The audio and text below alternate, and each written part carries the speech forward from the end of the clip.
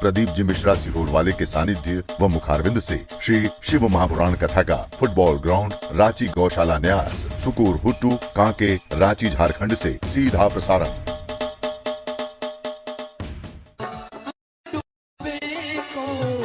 तुमने उबारा हे गौरी सुत मंगल मूरत कृपा बनाए रखना। हे गौरी सुत मंगल मूरत कृपा बनाए रखना। जहाँ अकेला हो जाऊं मैं, जहाँ अकेला हो जाऊं मैं, उंगली थाम के चलना। हे गौरी सुत मंगल मूरत कृपा बनाए रखना। हे गौरी सुत मंगल मूरत कृपा बनाए रखना। बोलिए गणेश भगवान की जय। सभी भक्तों को हर हर महादेव श्री शिवाय नमस्तुभ्यम।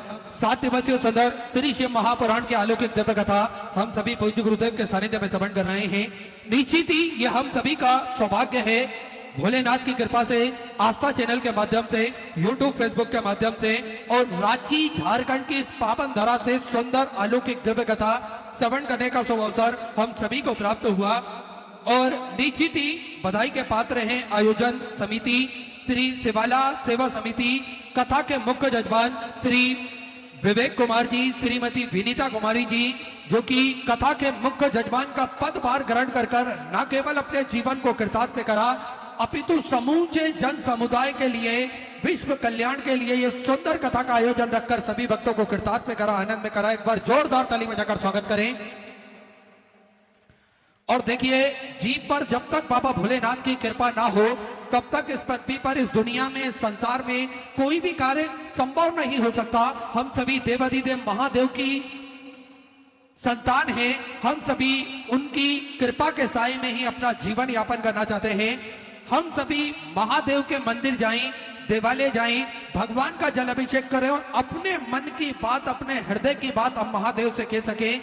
बड़ा ही सुंदर और सरल तरीका हम सभी को पूज्य गुरुदेव ने बताया है। एक लोटा जल, सारी समस्याओं का हल।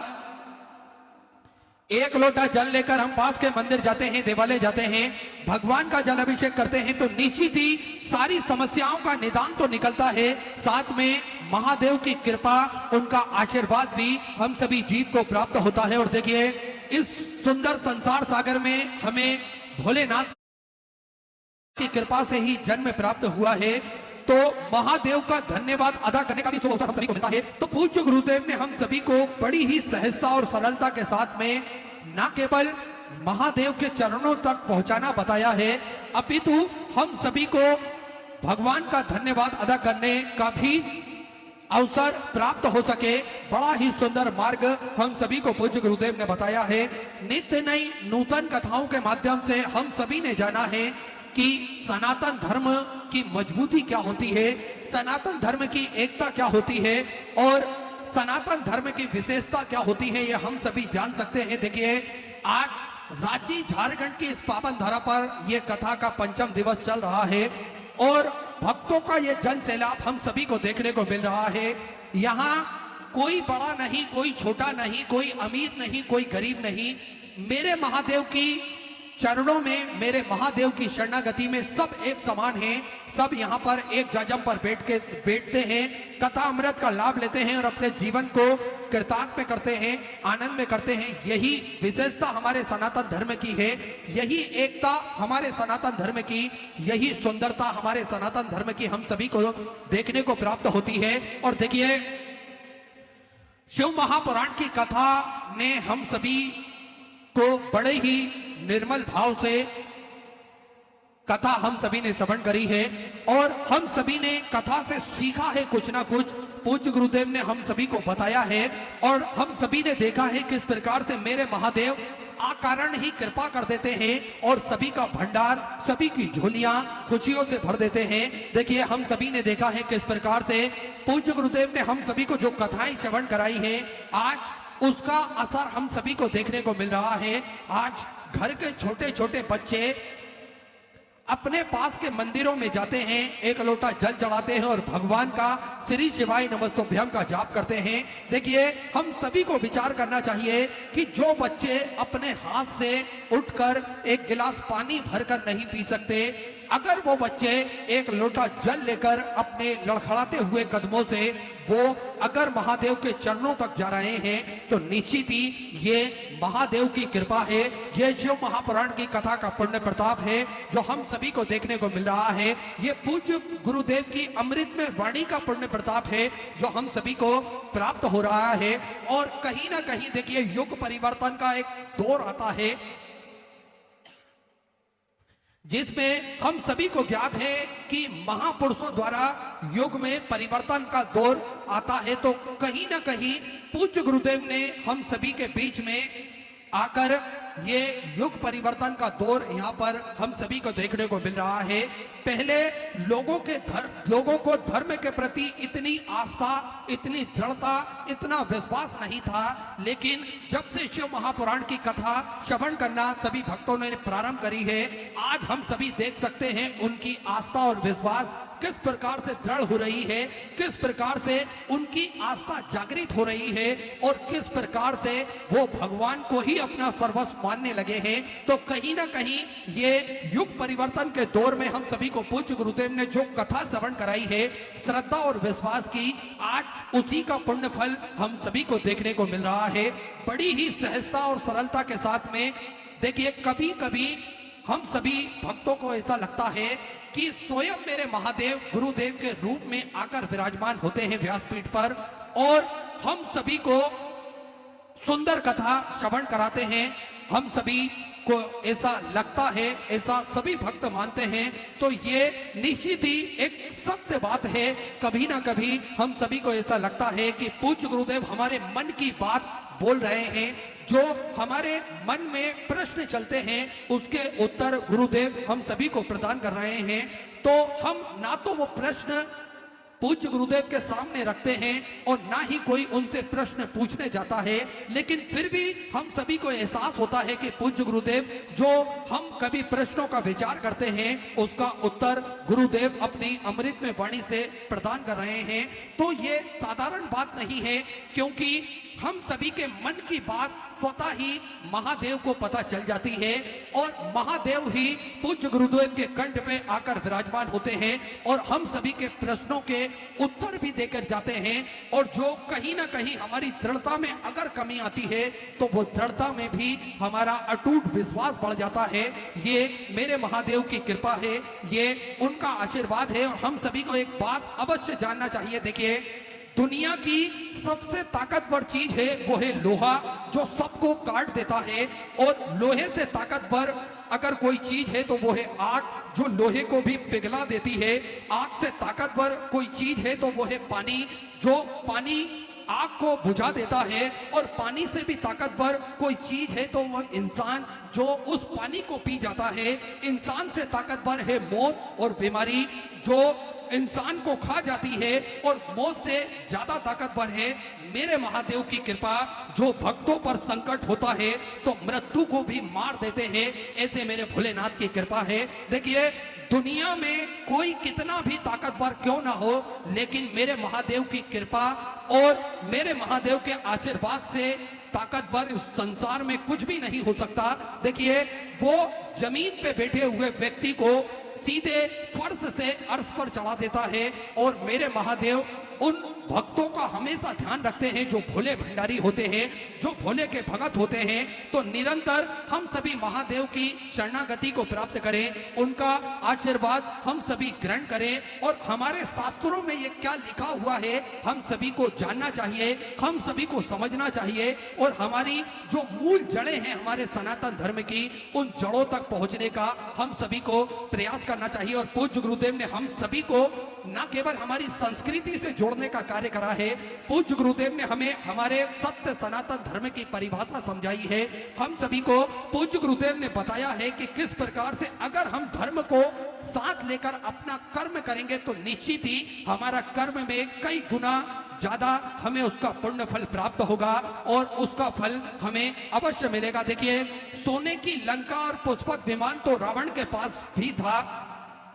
राम ने तो केवल वनवास ही देखा, राजपाट तो कंस के पास था, कारावास में जन्म तो भगवान श्री कृष्ण का हुआ, राजमहल में तो कौरव रहते थे, वनवास तो पांडवों को झेलना पड़ा, भोगना पड़ा।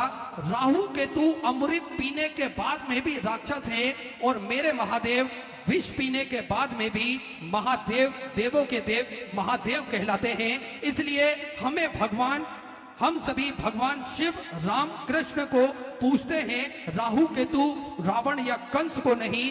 जब हमारे भगवान का जीवन सरल नहीं था तो हम तो मनुष्य हैं। अगर हमारे जीवन में संघर्ष लिखा है तो निश्चित ही हम सभी को भगवान ने साधारण नहीं बनाया है। और देखिए, यही बात पूज्य गुरुदेव कथा के दौरान हम सभी को बताते हैं कि समस्या हर व्यक्ति के साथ में आती है, लेकिन अगर हम महादेव की शरणागति में जाते रहेंगे, महादेव के चरणों में शीश झुकाते रहेंगे तो निश्चित ही इन समस्याओं का अंत भी होगा और हमें पहले से कई गुना ज्यादा उपलब्धि भी प्राप्त होगी, पहले से कई गुना ज्यादा हम मजबूत होंगे, पहले से कई गुना ज्यादा हम दृढ़ होंगे। तो इसलिए जीवन में अगर मुसीबत तकलीफें आए तो उससे घबराने की आवश्यकता नहीं है, अपितु एक लोटा जल को साथ लेकर हमेशा हमें पूज्य गुरुदेव के बताए हुए चिन्हों पर, पथ चिन्हों पर हम सभी को चलना है। तो निश्चित ही मेरा भोलेनाथ कृपा करेगा और हम सभी पर करुणा करेगा और भोलेनाथ हम सभी की सहायता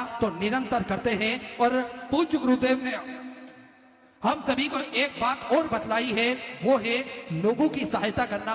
किस प्रकार से हम लोगों को सहायता कर सकते हैं, लोगों को हम सहयोग प्रदान कर सकते हैं और सहयोग से ही सारे कार्य संभव होते हैं। देखिए, एक दूसरे को सहयोग देते हैं तो निश्चित ही हम सभी को भोलेनाथ का आशीर्वाद भी प्राप्त होता है और उनकी कृपा भी हम सभी को मिलती है। देखिए, जीवन में हम सभी को ऐसा संकल्प लेना चाहिए कि हम कहीं ना कहीं जो भी भक्त रहते हैं उनकी सहायता करें या फिर दान पुण्य धर्म कर कर हम सभी लोगों को किसी ना किसी रूप में सहायता पहुंचाने का कार्य अवश्य करें। और आप सभी को ज्ञात है किस प्रकार से हम सभी को पूज्य गुरुदेव ने सहायता करना, सहयोग करना, सेवा करना, ये सारे मार्ग हम सभी को पूज्य गुरुदेव ने बताए हैं। और आज रांची झारखंड की इस पावन धरा पर यह भव्य सुंदर अलौकिक दिव्य कथा हम सभी श्रवण कर कर अपने जीवन को कृतार्थ में कर रहे हैं, आनंद में कर रहे हैं। देखिए,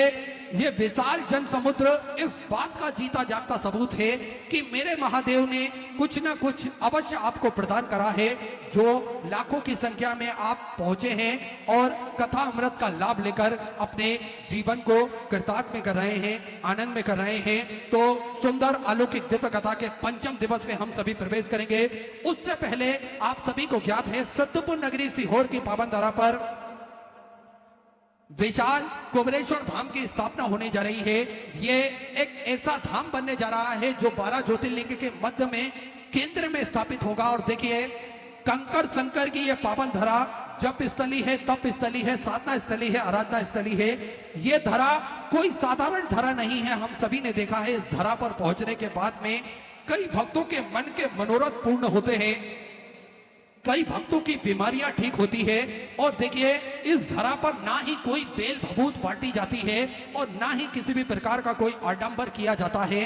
बस आप आए और महादेव के चरणों में अपने शीश को झुकाएं, कंकर के रूप में शंकर को पूजें, श्री शिवाय नमस्तुभ्यम का जाप किसी भी स्थान पर बैठकर 108 बार करें तो निश्चित ही मेरा भोलेनाथ हाला हजूर है उस धरा पर, वो आपके सारी मनोकामना भी पूर्ण कर देता है, आप सभी के भंडार भी वो भर कर रख देता है और आप सभी निर्मल मन से उस धरा से जब वो निकलते हैं तो सभी भक्तों के मन में एक उत्साह भी होता है, एक हौसला भी होता है और सभी भक्तों के मन में एक पॉजिटिव एनर्जी भी प्राप्त होती है, क्योंकि उस धरा पर मेरे महादेव का स्वयं आशीर्वाद विद्यमान होता है, तो एक पॉजिटिव एनर्जी हम सभी को उस धरा पर फील होती है। तो हम सभी अगर कुबेर भंडारी की पावन धरा पर जाएं तो निरंतर हम सभी अनुभूति करेंगे कि किस प्रकार से हमारा जीवन सुखमय होता है, किस प्रकार से हम सभी को महादेव का आशीर्वाद भी प्राप्त होता है और किस प्रकार से हम सभी की मनोकामना मेरे कुबेर भंडारी, मेरे राजाधिराज महाकाल राजा पूर्ण कर देते हैं। हम सभी का भंडार वो भर कर रख देते हैं। और अभी भगवान मुरली मनोहर मंदिर की जो प्राण प्रतिष्ठा हुई उसमें हम सभी ने देखा किस प्रकार से भगवान श्री राम के साथ माता जानकी विराजमान हुई, भगवान श्री कृष्ण के साथ राधा जी विराजमान हुई और भगवान भोलेनाथ के साथ में माता पार्वती, आद्य शक्ति माता पार्वती वहां पर विराजमान हुई। और निश्चित ही वो छटा बड़ी ही अलौकिक है। हम सभी उस धरा पर जाकर भगवान के चरणों में जाकर शीश को झुका सकते हैं और भगवान को नमन कर कर अपने मन के मनोरथ भी पूर्ण कर सकते हैं। तो उस धरा पर भक्तों का आगमन तो निरंतर लगा रहता है, लेकिन भक्तों के साथ में भगवान का आशीर्वाद भी निरंतर उस धरा पर बना रहता है। और हम सभी ने देखा है कि अगर मेरे महादेव की कृपा होती है तो लंगड़ा चलने लगता है, गूंगा बोलने लगता है, बहरा सुनने लगता है और जो व्यक्ति को हर व्यक्ति धिक्कारता था उस व्यक्ति को मेरे महादेव सीधे ऊंचाइयों पर पहुंचा देते हैं। तो ये कृपा और करुणा केवल और केवल मेरे महादेव के चरणों में ही हम सभी को प्राप्त हो सकती है। तो इस धरा पर निरंतर सेवा का कार्य भी सुचारू रूप से चलता है, जिसमें बच्चों की शिक्षा अध्ययन की बात हो या फिर प्रकृति की रक्षा की बात हो या फिर अगर हम बात करें भोजन भंडारे की तो भी इस धरा पर निरंतर सुचारू रूप से चलता है। स्वास्थ्य संबंधी क्षेत्रों में भी श्री विठल सेवा समिति हमेशा बढ़ चढ़ कर कार्य करती है, हमेशा बढ़ चढ़ कर भाग लेती है। तो ऐसे सेवा के क्रम भी पूज्य गुरुदेव के सानिध्य में चलते हैं। और आप सभी ने देखा है कि किस प्रकार से पूज्य गुरुदेव हमेशा बच्चों की शिक्षा अध्ययन के लिए अग्रसर रहते हैं, हमेशा कार्य करते हैं कि बच्चे पढ़ लिख सके, अच्छी एजुकेशन प्राप्त कर सके और अपना भविष्य उज्जवल कर सके, साथ में अपने धर्म को भी आगे बढ़ा सके और अपने देश को भी आगे बढ़ा सके। इसलिए पूज्य गुरुदेव हमेशा शिक्षा के क्षेत्र में कार्यरत रहते हैं और हजारों सैकड़ों बच्चों की फीस पूज्य गुरुदेव के सानिध्य में जमा करी जाती है ताकि के बच्चे अच्छे से पढ़ लिख सके, कोई भी धन के अभाव के कारण अपनी पढ़ाई लिखाई ना छोड़े, ऐसा पूज्य गुरुदेव का मानना है, ऐसा पूज्य गुरुदेव का सोचना है। तो इन बच्चों की फीस पूज्य गुरुदेव के सानिध्य में जमा करी जाती है। इन बच्चों की कॉपी किताब की व्यवस्था हो, इन कोर्स की व्यवस्था हो, ये सारी व्यवस्थाएं पूज्य गुरुदेव के सानिध्य में निरंतर सुचारू रूप से चलती है।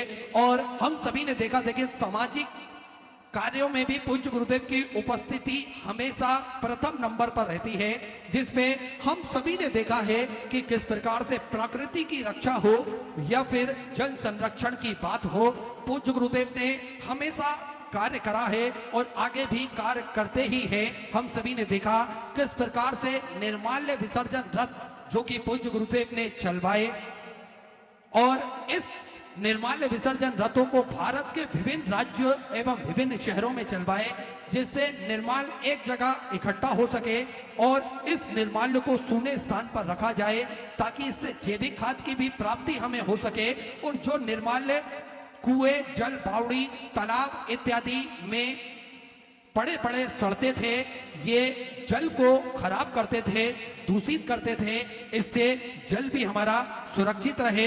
तो पूज्य गुरुदेव ने निर्माल्य विसर्जन रथ चलवाया और इसका फायदा ये हुआ कि आज कोई भी नदी, कुएं, बावड़ी, तालाबों में निर्माल्य को विसर्जन नहीं करता है, वो एक सूने स्थान पर ही उनको रखना पसंद करते हैं। और हम सभी ने देखा इस क्रम में आगे बढ़ते हुए अपना एक कदम और बढ़ाते हुए पूज्य गुरुदेव ने प्रकृति की रक्षा के लिए जो कदम उठाया है, जिसमें आज जो भयभीत स्थिति भारत की भूमि पर चल रही है, हमें कई लाखों अरबों वृक्षों की आवश्यकता है भारत की भूमि पर, जिससे जो आज गर्मी कई गुना ज्यादा बढ़ गई है, इसका टेम्परेचर भी कम किया जाए और जो शुद्ध जलवायु हमें प्राप्त होना चाहिए, जिसके कारण कहीं ना कहीं हमारे स्वास्थ्य पे असर पड़ रहा है, तो इसी बातों को ध्यान में रखते हुए, दूरदृष्टि रखते हुए पूज्य गुरुदेव ने वृक्षारोपण का जो कार्यक्रम रखा, हम सभी ने देखा किस प्रकार से मात्र 24 घंटे में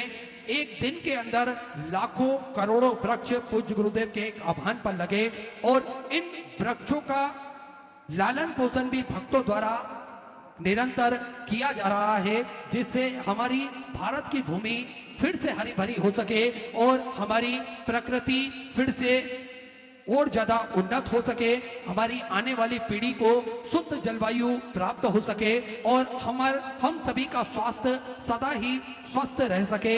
इसलिए पूज्य गुरुदेव ने दूरदृष्टि रखते हुए वृक्षारोपण के कार्यों में भी, प्रकृति की रक्षा के कार्य में भी बढ़ चढ़कर कार्य करा है। आप सभी को ज्ञात है किस प्रकार से भोजन भंडारा, जो कि पूज्य गुरुदेव के सानिध्य में निरंतर सुचारू रूप से चलता है, विश्व की सबसे बड़ी और भव्य भोजनशालाओं में से एक कुबेर भंडारी की भोजनशाला, जो कि नियमित रूप से सुचारू रूप से चलती है, जिसमें प्रतिदिन लाखों सैकड़ों हजारों भक्त भोजन भंडारे का आनंद लेकर अपने जीवन को कृतार्थ करते हैं, आनंद में करते हैं।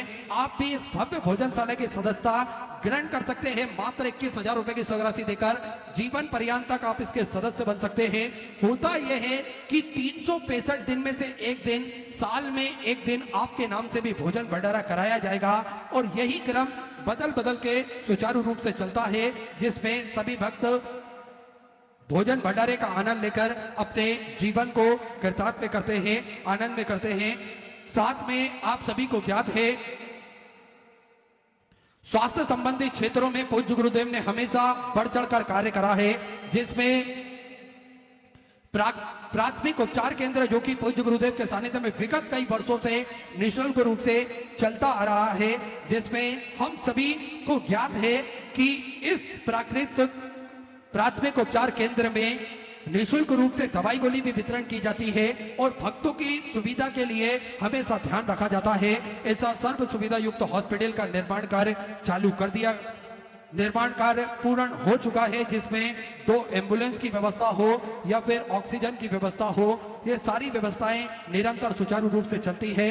साथ में आप सभी को ज्ञात है कि जो 351 कमरों की भव्य विशाल धर्मशाला बनने जा रही है, जिसमें 100 कमरों का निर्माण कार्य पूर्ण हो चुका है और 15 से 16 बड़े बड़े हॉल भी इस धर्मशाला के अंतर्गत बनाए जाएंगे, ताकि के भक्त बड़े ही आराम से रुककर भगवान का भजन कीर्तन स्मरण कर कर अपने जीवन को कृतार्थ में कर सके, आनंद में कर सके। साथ में आप सभी को ज्ञात है इस धर्मशाला से जुड़ा हुआ एक उद्देश्य और है, निःशुल्क रूप से कन्या विवाह भी इस धर्मशाला के अंतर्गत कराए जाएंगे। और आप सभी को ज्ञात है कि गौ माता की सेवा, जो कि हम सभी को करना चाहिए, ये हमारा कर्तव्य बनता है, हमारा दायित्व बनता है।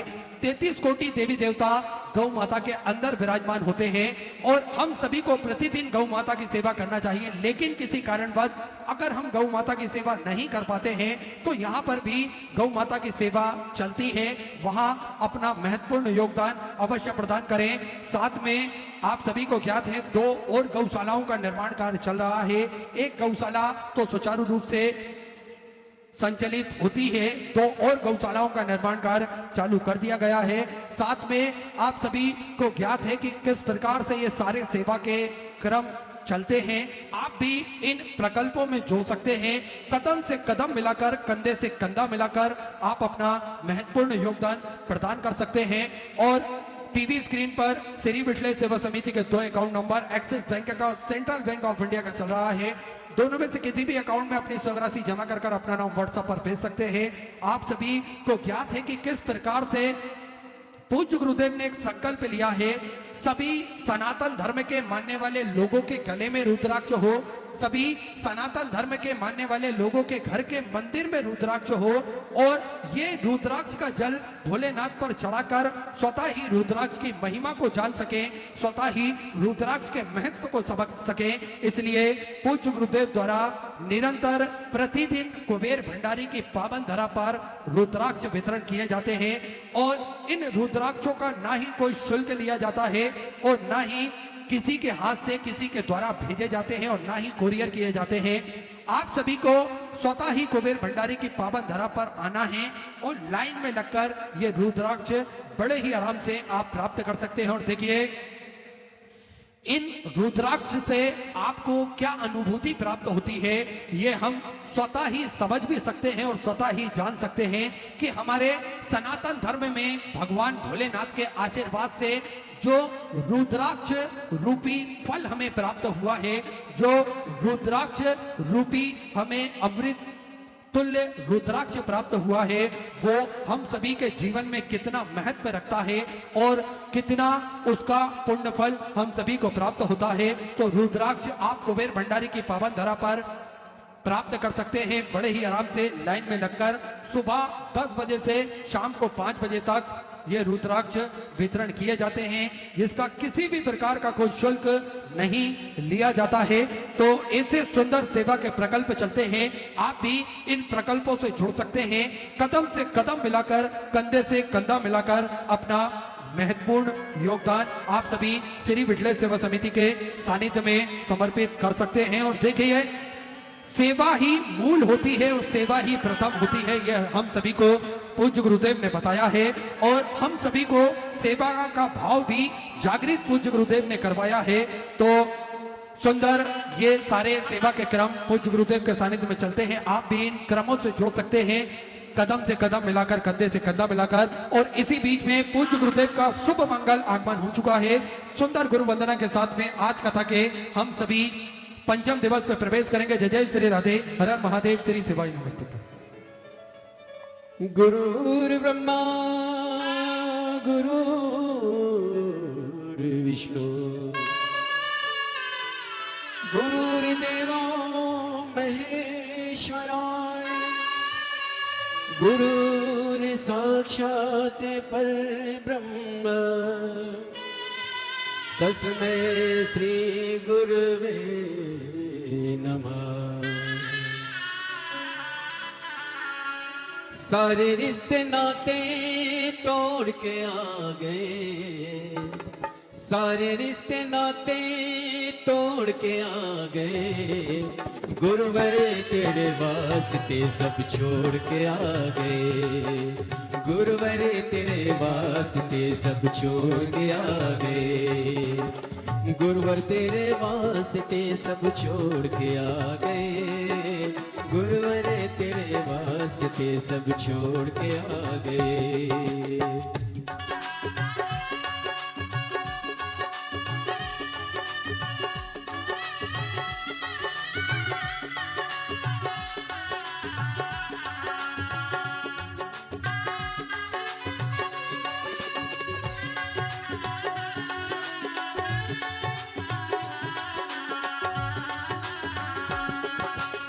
लिख दिए तेरे नाम जीवन की ये अर्जी हो, लिख दिए तेरे नाम जीवन की ये अर्जी, सुख देना दुख देना कि तेरी मर्जी, सुख देना दुख देना कि तेरी मर्जी, खुद के नसीब को हम छोड़ के आ गए, गुरुवर तेरे वास्ते सब छोड़ के आ गए, गुरुवर तेरे वास्ते सब छोड़ के आ गए। बोली गुरुदेव भगवान की जय। सभी भक्तों को हर हर महादेव श्री शिवाय नमस्तुभ्यम। पूज्य गुरुदेव का शुभ मंगल आगमन हो चुका है। गुरुदेव व्यासपीठ पर मंचासीन हो चुके हैं। आप सबकी तरफ से व्यासपीठ को नमन करते हुए हम सबके प्रिय, हम सबके लड़दे ठाकुर कल्लू जी महाराज के चरणों में नमन करते हुए परम सत्य परम आदरणीय विश्वविख्यात पूज्य गुरुदेव के पावन चरणों को नमन करते हुए और आप सभी शिव भक्तों के चरणों में नमन करते हुए सुंदर आज कथा के हम सभी पंचम दिवस में प्रवेश करेंगे। उससे पहले स्वागत का क्रम जो हमारी संस्कृति है, हमारी सभ्यता है, इस क्रम में सभी जजमान परिवार द्वारा पूज्य गुरुदेव का स्वागत वंदन अभिनंदन करते हुए एक बार सभी के लिए जोरदार ताली बजाकर स्वागत करें। और आप सभी को ज्ञात है किस प्रकार से जो सेवा के प्रकल्प चलते हैं, उन प्रकल्पों में अपना महत्वपूर्ण योगदान प्रदान भक्तों द्वारा करा जाता है, जिसमें अपनी महत्वपूर्ण सहयोग राशि प्रदान करी। उसमें श्री सत्य प्रकाश सिंह जी हरिद्वार उत्तराखंड से 500 रुपए की सहयोग राशि आपने बाबा कुबरेश्वर धाम हेतु समृद्ध की बहुत बहुत बधाई। सुंदर विचार आपके 14 सहयोग राशि आपने समझ की। श्रीमती राजकुमारी सिंह जी मुंबई से सुंदर 2101 रुपए की सहयोग राशि आपने समृद्ध की। अनुराधा जी द्विवेदी भोपाल मध्य प्रदेश से 500 रुपए। ओमकार दयानंद जी भीसे की तरफ से, अंबा जोगई महाराष्ट्र से सुंदर 500 रुपए। बबीता जी झा फरीदाबाद हरियाणा से सुंदर 500 रुपए। किरण जी त्रिपाठी भोपाल मध्य प्रदेश से 500 रुपए। धीरज कुमार जी की तरफ से बिहार से सुंदर 1001 रुपए। अरुण कुमार जी उपाध्याय ग्वालियर मध्य प्रदेश से 3001 रुपए की सहयोग राशि आपने समझ की। संजू देवी जी की तरफ से बोकारो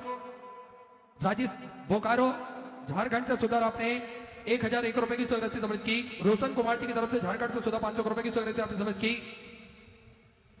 अनीता सुबोध जी की तरफ से झुंझुनू राजस्थान से सुधा 551 रुपए। विजय कुमार जी बलबीर सिंह जी की तरफ से हंसाबाद हरियाणा से सुधा 1001 रुपए की सहयोग राशि आपने बाबा कुबरेश्वर धाम से समझ की। उमेश जी हरपाल की तरफ से दुर्ग छत्तीसगढ़ से सुधा 500 रुपए। महेश कुमार जी भारती की तरफ से दिल्ली से सुधा 500 रुपए। रामपरी देवी जी की तरफ से मधुबानी से सुधा 500 रुपए की सहयोग राशि आपने समझ की। सुदेश नंदिनी जी साहू की तरफ से रायपुर छत्तीसगढ़ से सुधा 1111 रुपए की सहयोग राशि आपने समझ की। श्री राजेश जी राठौर भाभी गुजरात से सुधा 500 रुपए। नरेंद्र जी चोपड़ा की तरफ से फरीदाबाद हरियाणा से सुधा 500 रुपए। साक्षी जी मेहरा की तरफ से नर्मदापुरम मध्य प्रदेश से सुधा 500 रुपए। योगेंद्र जी तिवारी की तरफ से दुर्ग छत्तीसगढ़ से सुधा 500 रुपए की सहयोग राशि आपने समझ की। रीना जी सैनी की तरफ से शामली उत्तर प्रदेश से सुधा 500 रुपए की सहयोग राशि आपने समझ की। मंजू सिंह जी की तरफ से बलिया उत्तर प्रदेश से सुधा 500 रुपए। राजकुमार जी शर्मा जम्मू एंड कश्मीर से सुधा 500 रुपए। डालचंद जी भाटिया की तरफ से हरियाणा से सुधा 500 रुपए की सहयोग राशि आपने समझ की। मनीषा जी करोड़े की तरफ से भोपाल मध्य प्रदेश से सुधा 500 रुपए। दिनेश मीना जी की तरफ से गुना मध्य प्रदेश से सुधा 1001 रुपए। अनुभव जी श्रीवास्तव की तरफ से छपरा बिहार से सुधा 1001 रुपए। सुषमा देवी जी की तरफ से जम्मू एंड कश्मीर से सुधा 1001 रुपए। ओम कुमार जी की तरफ से मुजफ्फरपुर बिहार से सुधा 500 रुपए की सहयोग राशि आपने समझ की। सुनील कुमार सिंह जी की तरफ से समस्तीपुर बिहार से सुधा 1001 रुपए। अंतरामी की तरफ से दिल्ली से सुधा 500 रुपए की सहयोग राशि आपने समझ की। आधार जी पाटिल की तरफ से संभाजी नगर महाराष्ट्र से सुधा 1551 रुपए की सहयोग राशि आपने समझ की। स्मिता देवराज जी की तरफ से पुणे महाराष्ट्र से 1551 रुपए। ज्योति किरण जी साहू की तरफ से महासमुंद छत्तीसगढ़ से सुधा 1101 रुपए की सहयोग राशि आपने समझ की। निर्मला जी विश्वकर्मा की तरफ से पुणे महाराष्ट्र से सुधा 500 रुपए। गेंद बिहारी जी चतुर्वेदी की तरफ से भूजी राजस्थान से सुधा 1001 रुपए। बाबू सिंह जी सिसोदिया कोटा राजस्थान से सुधा 500 रुपए। नंदा जी वर्मा की तरफ से मुंबई से सुधा 500 रुपए की सहयोग राशि आपने समर्पित की।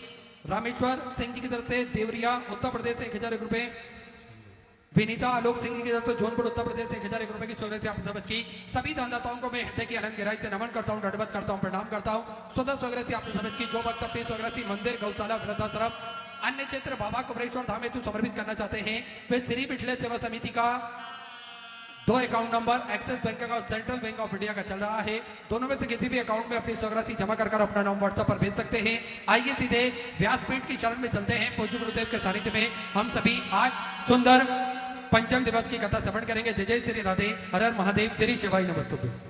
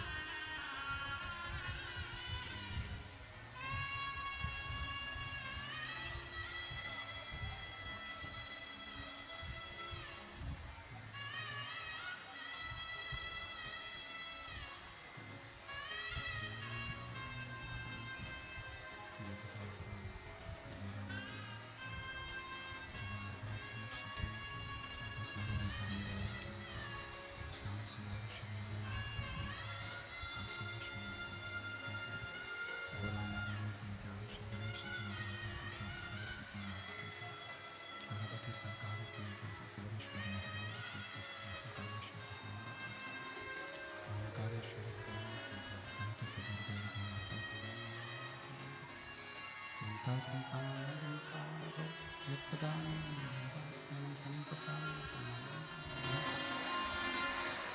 जंतुआ सर्वघाती गो भवितमन सर्वदा वंदे सुंदरनंद अज्ञानतिमिरा घासयन्तु शलाकया चक्षुरुन्मीलितं तस्मै श्रीविद्महे नमामि हृदय शेषेला चब्दीशेला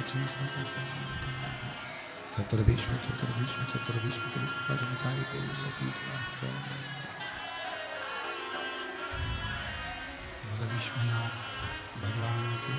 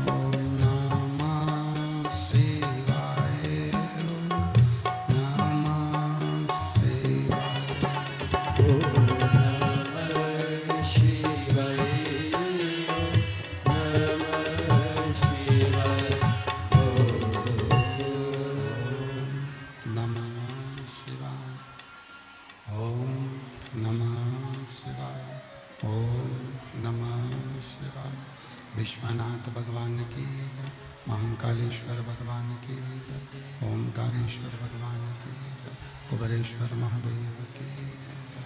हर हर महादेव, हर हर महादेव, हर हर महादेव। काशी विश्वनाथ ओगरदानी त्रिकालदर्शी कैलाशी विनाशी भगवान शिव जिनकी पुनीत पावन पवित्र शिव महापुराण की कथा भगवान शिव की कृपा से, करुणा से, उनकी उदारता से रांची झारखंड की पवित्र पावन भूमि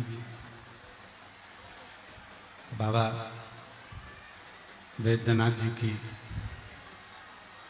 ये पवित्र धरा झारखंड, जहाँ भगवान शिव की ये पवित्र आनंदमय शिव महापुराण की कथा का दिव्य आयोजन श्री शिवाला सेवा समिति रांची झारखंड द्वारा आयोजित किया गया। एक बार श्री शिवाला सेवा समिति रांची झारखंड के लिए जोरदार ताली बजाकर उनका साधुवाद, वंदन, अभिनंदन। कथा के मुख्य यजमान श्री विवेक कुमार, श्रीमती विनीता कुमारी जी रांची झारखंड से, जिन्होंने यजमान पद ग्रहण कर इस पवित्र कथा के दिव्य आयोजन को आयोजित किया। एक बार जोरदार ताली बजाकर उनका भी स्वागत, वंदन, अभिनंदन। तेरी कृपा बिना नहीं एक भी अणु लेते श्वास, तेरी कृपा से बखान क्या करूं मैं राखों के ढेर का, चपटी भगोत में खजाना कुबेर का, हे गंगाधार मुक्ति द्वार ओंकार तू, भोले ओंकार तू, आयो शरण तिहारी शंभो तार तार तू। शिव की ये पवित्र जो पावन कथा है, ये केवल एक कथा तक सीमित नहीं,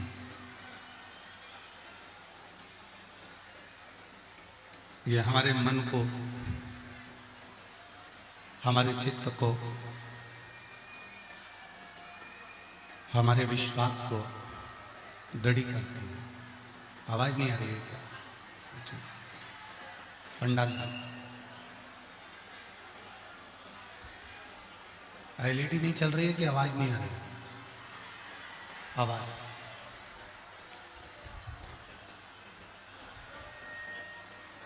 केवल ये शिव महापुराण की कथा केवल कथा ही नहीं, ये हमारे मन को, हमारे चित्त को, हमारे विश्वास को दृढ़ करती है, हमारे भरोसे को दृढ़ करती है। और जिस दिन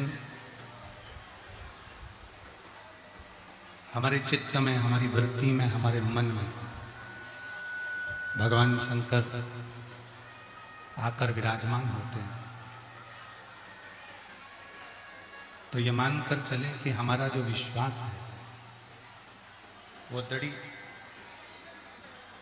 हमारा जो भरोसा है वो दृढ़ हो जाता है।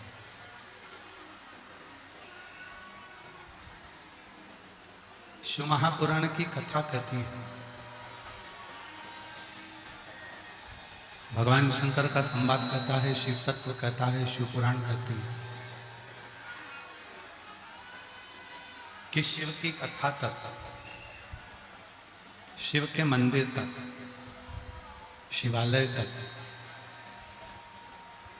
भगवान शंकर की शरणागति तक, भगवान शंकर के दरवाजे तक वही पहुंच पाता है जिसका पूर्व का कोई संबंध भगवान देव अधिदेव महादेव से रहा हुआ होगा।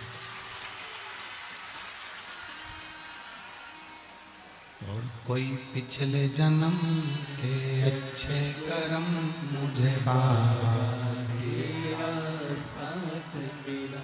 कोई पिछले जन्म के अच्छे कर्म मुझे बाबा तेरा साथ मिला।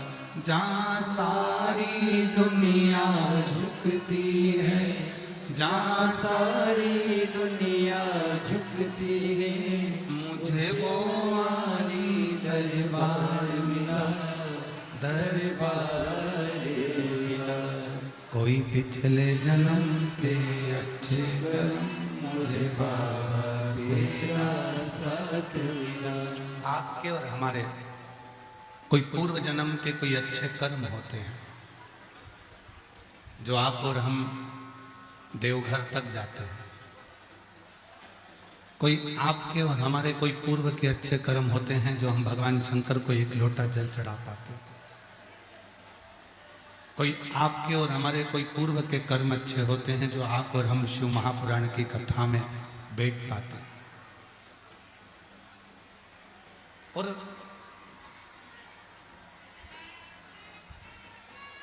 किसी का संग यदि रहता है तो वो थोड़े समय का रहता है। एक प्रैक्टिकल कर देखिएगा, आपके जीवन में भी हुआ होगा। उस प्रैक्टिकल को तो आप लोगों ने भी करा होगा कि जब व्यक्ति बीमार होता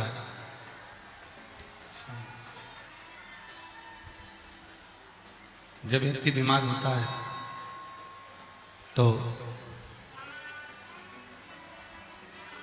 आवाज नहीं आ रही, सही करवाओ। हवा के कारण कुछ वायर टूटे हैं, इसलिए थोड़ा समय लग रहा है। शीघ्र शीघ्र ठीक हो जाएगा।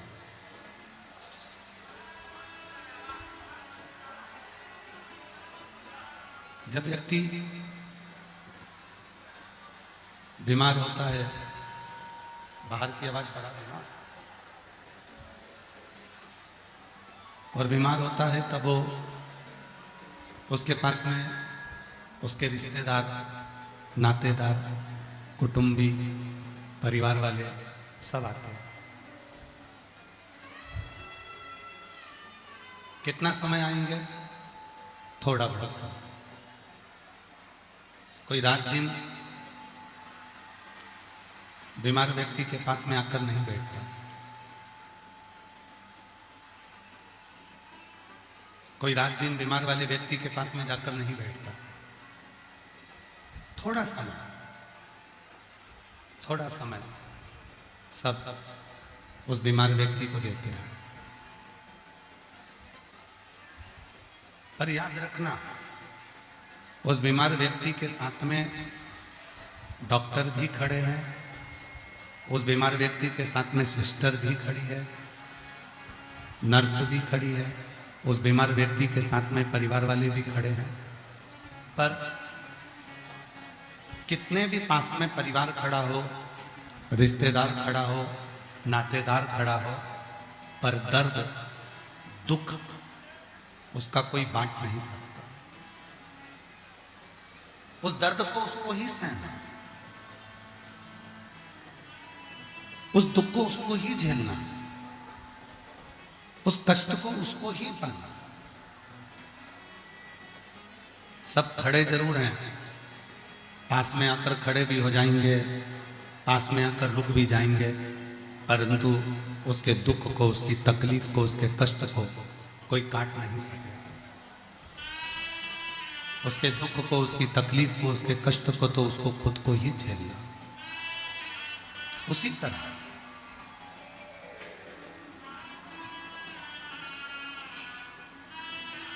मनुष्य पूरी जिंदगी जो निकाल देता है वो कुछ ना कुछ ढूंढने में निकाल देता है। शादी के लिए लड़का ढूंढा, लड़के के लिए लड़की ढूंढी, फिर बच्चे हो गए तो उनके लिए अच्छा स्कूल ढूंढा, अच्छा कॉलेज ढूंढा, फिर वापिस मकान ढूंढा, घर ढूंढा, कपड़े ढूंढे, रकम ढूंढी, दुकान पर गए तो चप्पल जूता भी ढूंढा, अपने नाप का, अपनी पसंद का। ऐसे ढूंढते ढूंढते पूरी जिंदगी निकल गई, और पूरा जीवन जब ढूंढते ढूंढते निकल गया, अब तुम्हारा ढूंढना बंद हुआ, डॉक्टर का ढूंढना चालू हुआ। अब डॉक्टर ढूंढ रहा है, हाथ में नस, पल्स, वो डॉक्टर भी ढूंढता। शिव महापुराण की कथा कहती है, विद्येश्वर संहिता कहती है कि तुमने सब कुछ ढूंढा, पर एक बार भगवान शंकर का दरवाजा ढूंढ लेते तो दुनिया की किसी वस्तु को ढूंढने की जरूरत नहीं।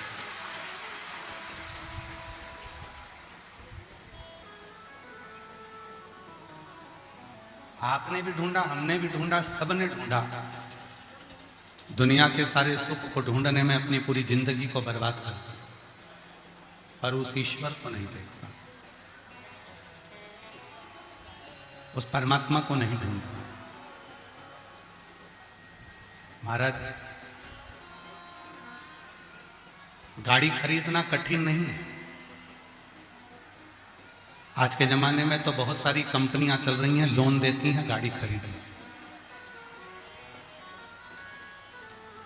मोबाइल खरीदना भी कठिन नहीं है, आजकल बहुत सारी कंपनियां हैं जो मोबाइल पर भी लोन देती हैं।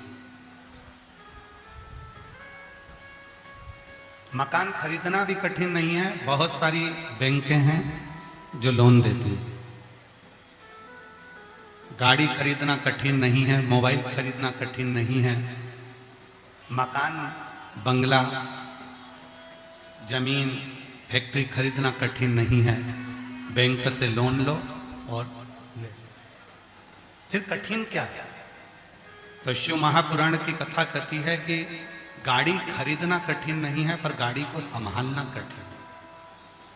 मोबाइल खरीदना कठिन नहीं है, पर मोबाइल को संभालना कठिन।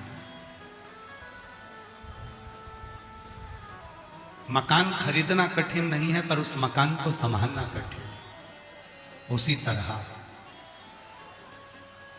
मंदिर जाना कठिन नहीं है, पर मंदिर का जो शिव है उस पर विश्वास करना बहुत कठिन है।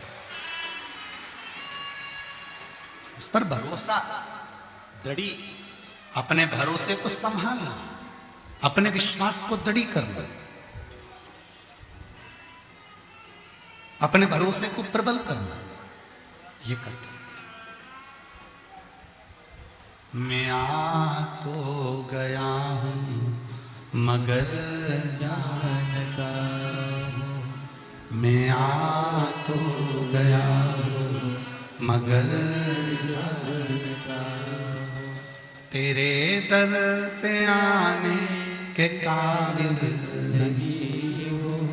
मैं आ तो गया हूं मगर जानता हूं। शिव के दरवाजे जाना कठिन नहीं है, पर सबसे कठिन है अपने भरोसे को, अपने विश्वास को दृढ़ बनाना, प्रबल बनाना।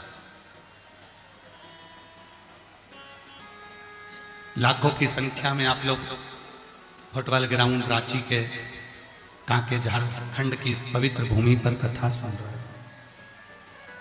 आज इतनी भीड़ है, भक्तों का इतना सैलाब है कि हम भी ट्रैफिक में फंस गए थे, तो बड़ी मुश्किल से निकल कर यहाँ तक आए। पूरी झारखंड और रांची को प्रणाम करते हैं, आप लोगों के प्रेम को प्रणाम करते हैं, जिनके दिल में शिव बसा हुआ है, हृदय में शंकर बसा।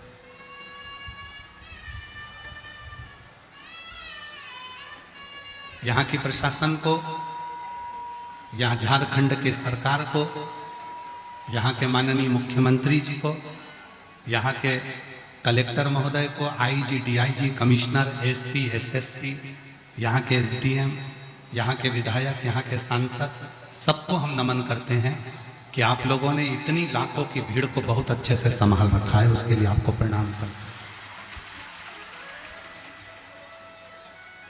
मैं झारखंड सरकार को भी नमन करता हूं, झारखंड सरकार को भी धन्यवाद देता हूं,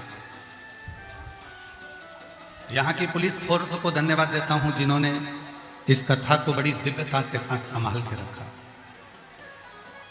लाखों की भीड़ है, भक्तों को आराम से निकालना, भेजना, आना, उसके लिए एक बार पुनः झारखंड सरकार के लिए और पुलिस प्रशासन के लिए जोरदार ताली बजाकर उनके लिए साधु।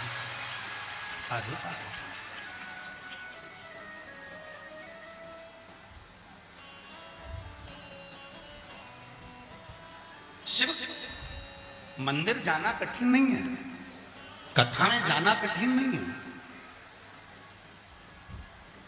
देवघर जाना कठिन नहीं है, उज्जैन जाना कठिन नहीं है, काशी जाना कठिन नहीं है, पर कठिन है विश्वनाथ पर भरोसा करना, कठिन है देवघर वाले बाबा पर भरोसा करना, कठिन है महाकाल राज पर भरोसा करना, कठिन है शिव महापुराण पर भरोसा करना। मोबाइल खरीदना कठिन नहीं है, पर मोबाइल को संभालना कठिन है। अपने भरोसे को, अपने विश्वास को संभालना, अपने भरोसे को, अपने विश्वास को दृढ़ करना, ये कठिन।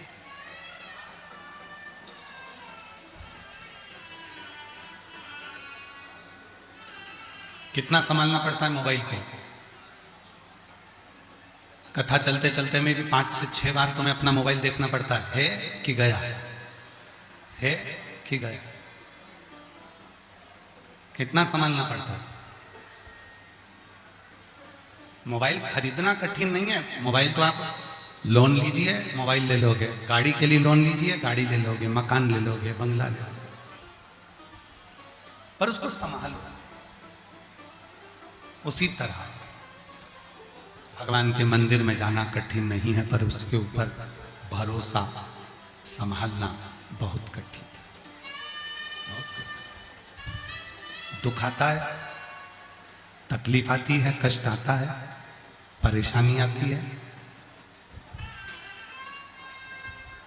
और जैसे ही दुख तकलीफ परेशानी आई, कष्ट आया, लोटा भर के जल चढ़ा रहे हो, भगवान शंकर पर एक लोटा जल समर्पित कर रहे हो, शिव जी पे जल समर्पित कर रहे हो, शंकर जी का भजन कर रहे हो, शिव नाम ले रहे हो, भगवान शंकर की भक्ति कर रहे हो, शिव स्मरण कर रहे हो, और फिर मन डोल गया, फिर मन विचलित हो गया, मेरा बाबा तो मेरी सुन ही नहीं रहा। बस शिव कथा यही कहती है, अपने मन को, अपने विश्वास को डगमगाना नहीं, अपने विश्वास को दृढ़ करना, भरोसे को दृढ़ करना।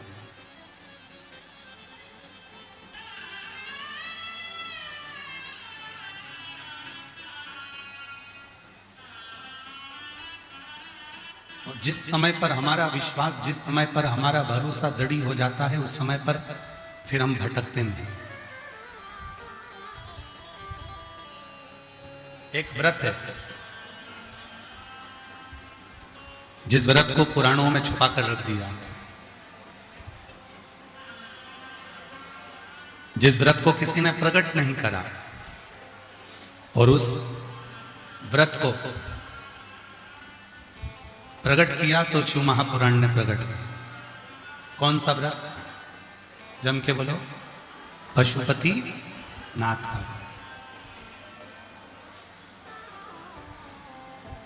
एक व्रत, ये ऐसा व्रत है जिस व्रत को पुराणों में, शास्त्रों में छुपा कर रख दिया था, उस व्रत को प्रकट नहीं किया। क्यों? क्योंकि एक व्रत देव अधिदेव महादेव का ऐसा व्रत है, पशुपति व्रत, जिस व्रत को कोई महिला, कोई पुरुष, कोई स्त्री, कोई बेटी, कोई बेटा, कोई बुजुर्ग, कोई माता पिता, कोई संत, कोई साधु, कोई तपस्वी, कोई साधक, कोई मनुष्य, कोई किन्नर, कोई गंधर्व, कोई अप्सरा, कोई पशु, कोई पक्षी, कोई नाग, अगर इस व्रत को मात्र धारण कर लेता है तो फिर वो संसार सागर में अकेला नहीं रहता, उसके कदम से कदम मिलाकर चलने वाला महादेव उसके साथ चलता। एक व्रत, और वो व्रत केवल एक पुराण में नहीं है कि हम कह दें कि केवल शिव पुराण में पशुपति व्रत का वर्णन है, हम कह दें कि केवल स्कंद पुराण में पशुपति व्रत का वर्णन है। उस व्रत का वर्णन लिंग पुराण में, नर्मदा पुराण में, स्कंद पुराण में, शिव पुराण में, श्रीमद् भागवत पुराण में, विष्णु पुराण में, ब्रह्म वैवर्त पुराण में, कूर्म पुराण में, नारद पुराण में पशुपति व्रत का वर्णन है। पशुपति छुपा था वो व्रत, और जिसने इस व्रत को करा और जिस भाव से इस व्रत को करा उसका फल उसको मिला था।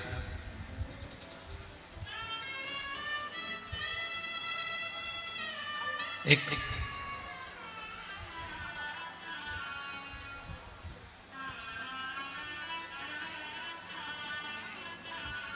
पशुपति व्रत की एक बड़ी सुंदर कथा है। झारखंड की भूमि पर यह कथा स्मरण में आई है। लिंग पुराण के अध्याय नंबर 8 से पृष्ठ संख्या 611 से इस कथा को लिया और बड़ी सुंदर पशुपति व्रत की कथा है। बहुत सुंदर पशुपतिनाथ की बड़ी सुंदर कथा। त्रेता में एक धुंधुमुख नाम का ब्राह्मण था। बड़े सावधानी से सुनना मेरी जीजियों, आपके स्मरण में रहना चाहिए कि पशुपति व्रत किस किसने करा और पशुपति व्रत जिसने करा उसको क्या क्या फल मिला, ये कथा के माध्यम से अपने को स्मरण। आप में से कितनी जीजियां हैं, कितने जीजा हैं जिन्होंने पशुपति व्रत करा? हाथ उठाओ जरा। सबने करा है? रखिए रखिए, धन्यवाद, आपको प्रणाम, नमन। त्रेता युग में एक धुंधुमुख नाम का एक ब्राह्मण था और वो धुंधुमुख ब्राह्मण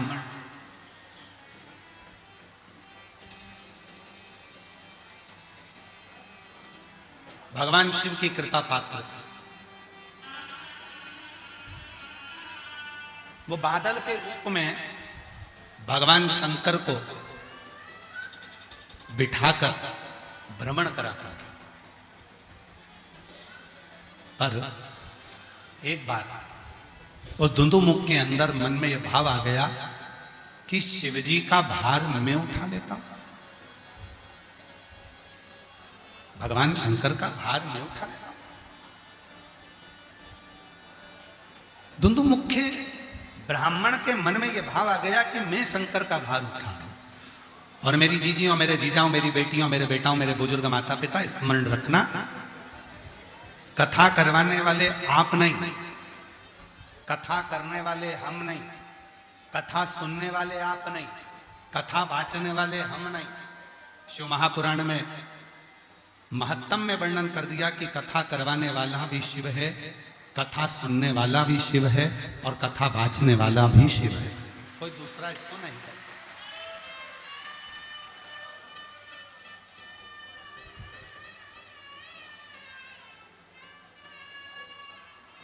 देवघर कौन कौन गया है?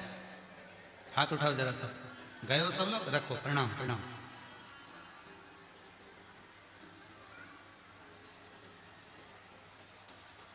कावड़ किस किसने भरी है? रखो रखो, प्रणाम।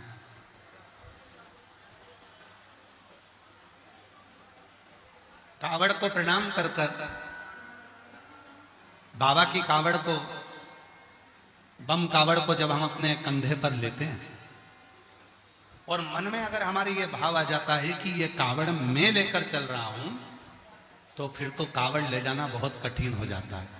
पांव दुखते हैं, छाले पड़ जाते हैं, थक जाते हैं, परिश्रम हो जाता है, बहुत कष्ट होता है। पर जब तुमने ये सोच लिया कि ये कावड़ मैं लेकर नहीं जा रहा हूं, ये कावड़ ले जाने वाला मैं नहीं हूं, ये कावड़ ले जाने वाला मैं नहीं हूं, जब तुम्हारे मन में आ गया कि यह कावड़ ले जाने वाला तो मेरा स्वयं देव अधिदेव महादेव है और महादेव ही लेकर जा रहा है, तो वो कावड़ चल, फिर कावड़ ले जाने में दिक्कत नहीं है। हमारे सीहोर में कुबेरेश्वर बाबा की कावड़ केवल 11 किलोमीटर की जाती है। अब आप में से कई लोग तो ऐसे हैं कि रांची में 5-10 किलोमीटर तो पैदल ही चल लेते हैं, 2-5 किलोमीटर तो सुबह मॉर्निंग वॉक में 4-5 किलोमीटर चल लेते हैं। 6-7 किलोमीटर तक लोग सुबह सुबह मॉर्निंग वॉक में चल लेते हैं।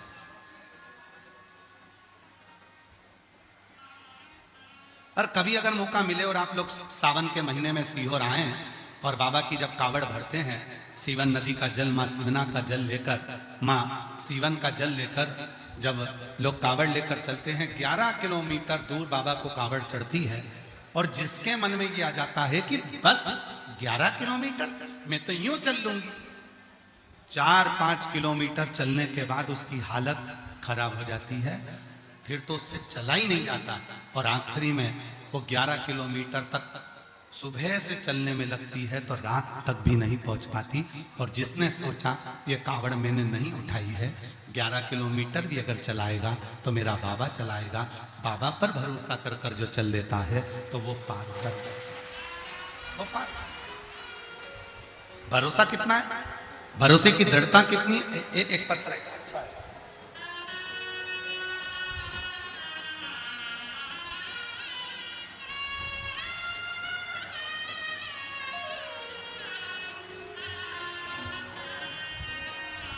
भरोसा देखिए, इन पत्रों के माध्यम से भरोसा देखिए। सुनंदा वर्णवाल, मैं रांची की रहने वाली, कहीं बैठी हूं, सुनंदा वर्णवाल हमारे बीच में लाइट बाबा पधारे हैं, एक बार जोरदार ताली बजाकर उनका साथ।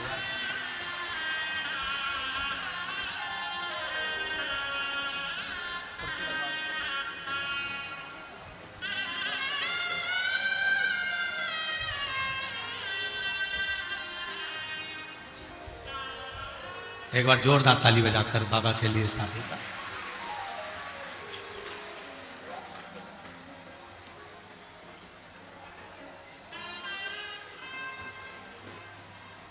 पत्र पढ़िएगा, विश्वास देखिए कि शिव पुराण पर भरोसा कितना है, विश्वास देखिए कि शंकर पर भरोसा कितना है। कुर्सी लाओ, शिव पर भरोसा कितना है।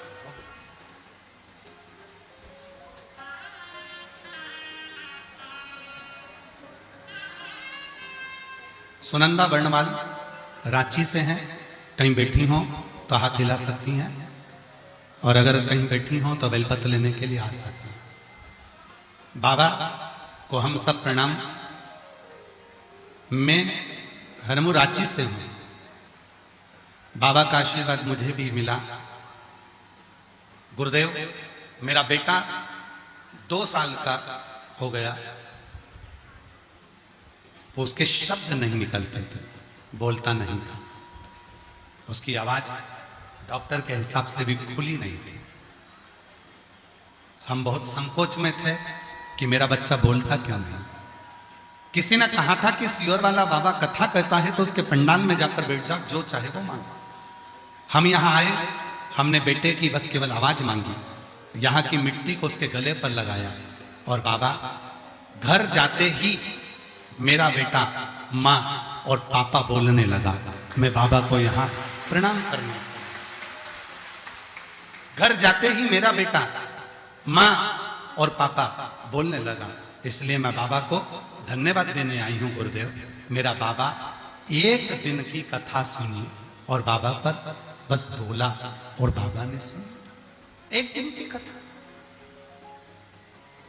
जो जैसी भावना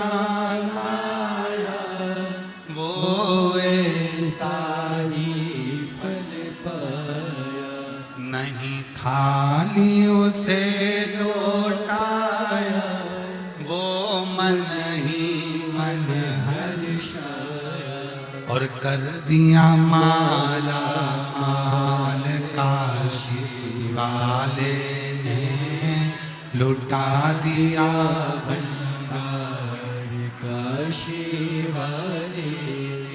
हो कर दिया माला माल काशी वाले ने, लुटा दिया भंडार काशी वाले ने, लुटा दिया भंडार काशी वाले ने, लुटा दिया भंडार काशी वाले ने, वो कर दिया माला माल काशी वाले ने, लुटा दिया भंडार काशी वाले। आप जिस भाव से यहाँ आए, आप जिस भावना से यहाँ पहुंचे, आप जिस भरोसे से यहाँ पहुंचे, आप जिस विश्वास से यहाँ पहुंचे, उस विश्वास को संभाल कर रखना, उस भरोसे को संभाल कर रखना। तुम्हारा वो विश्वास, तुम्हारा वो भरोसा टूटने वाला नहीं है। मेरा शिव तुमने जो मांगा है वो 3 महीने के अंदर मेरा बाबा देगा जरूर, ये निश्चित।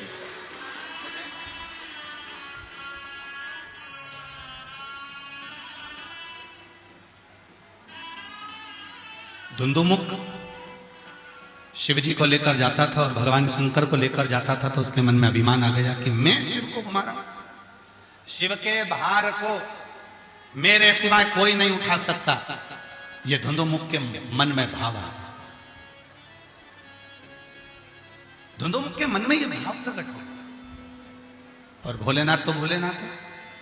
आज बाबा ने अपना, जैसे लंकापति रावण के मन में आ गया था कि मैं शंकर को उठा सकता हूं, कैलाश उठा सकता हूं, शिव जी ने अपने पांव का अंगूठा थोड़ा सा नीचे करा और कैलाश हिला तक नहीं, हाथ दब गया। लंका के राजा रावण का चीख पड़ा, चिल्ला दिया, रोने लगा, गर्जना करने लगा, शिव शिव शिव शिव पुकार उठा। वैसे धुंधुमुख के मन में, धुंधुमुख के मन में यह भाव आ गया कि शिव जी के भार को मैं उठा रहा हूं। और भगवान शंकर ने ऐसी करुणा करी कि धुंधुमुख के भीतर का अभिमान टूट गया। समय आया,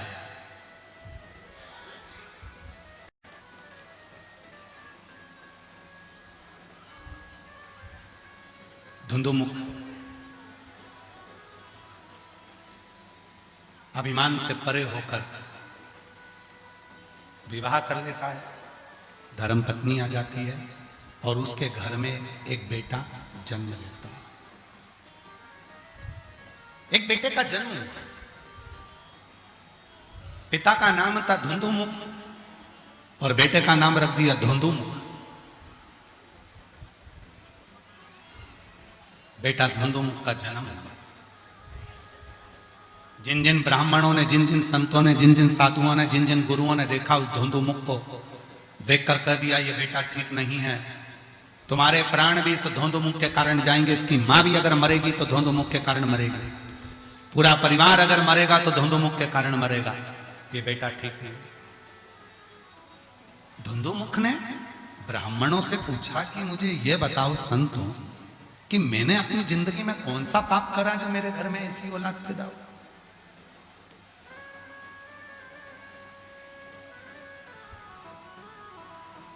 मैंने पाप कौन सा किया है? मैंने कौन सा कर्म ऐसा कर दिया? महाराज, कई लोगों की आदत रहती है अखबार खोलते हैं उसमें राशि फल पढ़ते हैं, टीवी खोलते हैं तो उसमें भी राशि फल देखते हैं, मेरी राशि कैसी है। कितना भी राशि फल पढ़ लो, कितना भी राशि फल देख लो, पर उस राशि को अगर सुधारना है तो अपने कर्म को प्रबल बनाना पड़ेगा और शंकर को एक लोटा जल चढ़ाना पड़ेगा, तब वो राशि सुधरेगी। हमारे एक परिचित थे, वो राशिफल बहुत देखते थे, बहुत। तो परंतु वो जब तक कुंवारे थे तब तक राशिफल देखे, और कुंवारे से जब वो शादी हो गई ना तो फिर उन्हें राशिफल देखना बंद कर दिया।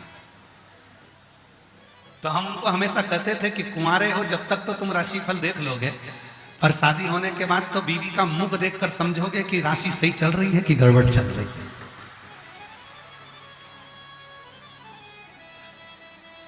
ऑफिस से आओगे और बीवी का चेहरा देखोगे ना अपनी धर्मपत्नी का, और उसका चेहरा देखकर पहचान जाओगे कि आज राशि ठीक चल रही है। मतलब आज मेरी पत्नी का झगड़ा ना मेरी बहन से हुआ, ना मेरी माँ से हुआ, ना भाभी से हुआ, ना देवरानी से हुआ। आज राशि ठीक है।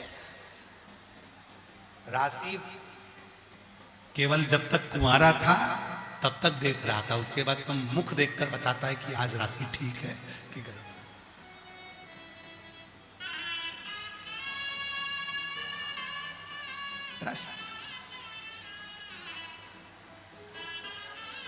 प्रभु आपकी कृपा से सब काम। श्रेष्ठता कब है? राशिफल आपने पढ़ा, राशिफल आपने टीवी पर देखा, सुना। राशि कब काम करती है? जब आप मेहनत करते हैं। राशि कब काम करेगी? जब आपका कर्म प्रधान हो, जब आपने भगवान देवाधिदेव महादेव पर पूर्ण भरोसा कर कर अपने कर्म को अपनी लगनता के साथ किया तो वो राशि काम करती है। आज श्री शिवाला सेवा समिति रांची,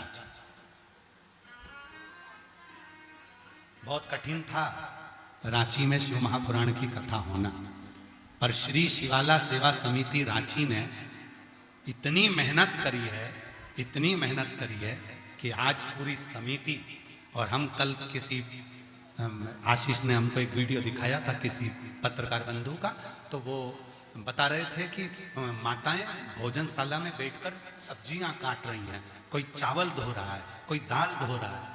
हम नमन करते हैं पूरी शिवाला सेवा समिति को, आपके जागरूकता को और आपके कर्म को, आपकी प्रधानता।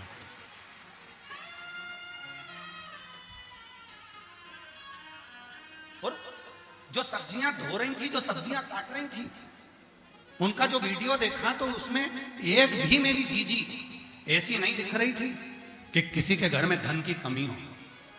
सब अच्छे अच्छे घर की मेरी जीजियां, मेरे जीजा, जिनके घर में भी नौकर काम करते होंगे, सेवक लगे होंगे, झाड़ू पोछा वाले भी लगे होंगे, और वो भंडारे में सब्जी काटकर, दाल धोकर, चावल धोकर सेवा में लगे हुए हैं।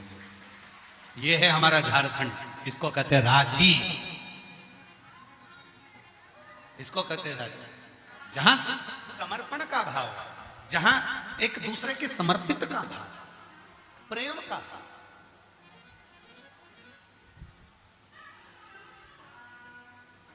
और इतनी लंबी लाइन, एक भाई बता रहा था 1 किलोमीटर की लंबी लाइन भोजन भंडारे की चली जा रही है, चली जा रही।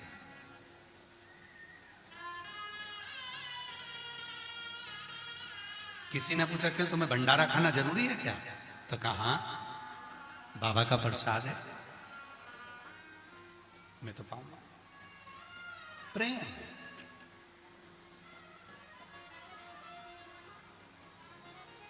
हम विवेक कुमार जी एक बात कहें, पहली समिति देखी है हमने श्री शिवाला सेवा समिति रांची जैसी, एक भी व्यक्ति समिति का मंच पर आकर ये नहीं कहता हमसे कि हम समिति के हैं। यहां व्यक्ति बोलने से ज्यादा अपने काम पर ध्यान देता है, इसलिए रांची की समिति को हम साधुवाद है।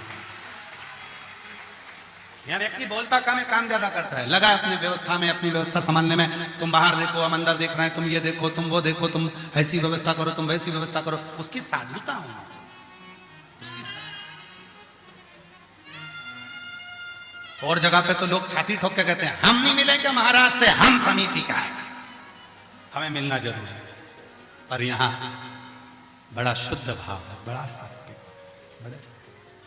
एक बार पूरी समिति के लिए जोरदार ताली बजाकर साधु वर्जना साधु।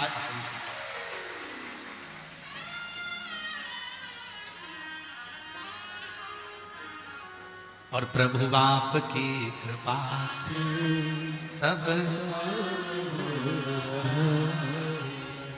करते हो भोले बाबा मेरा नाम हो रहा है, करते हो भोले बाबा मेरा नाम हो रहा है। भोले आपकी कृपा से सब काम हो रहा है, भोले आपकी कृपा से सब काम हो रहा है। धुंधुरमुख के घर में एक बेटे का जन्म हुआ। धुंधुरमुख को लगा कि मैंने अपनी जिंदगी में कौन सा पाप करा जो मेरे घर में ऐसा बेटा जन्म दिया।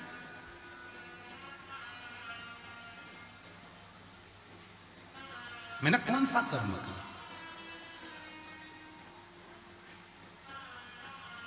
महाराज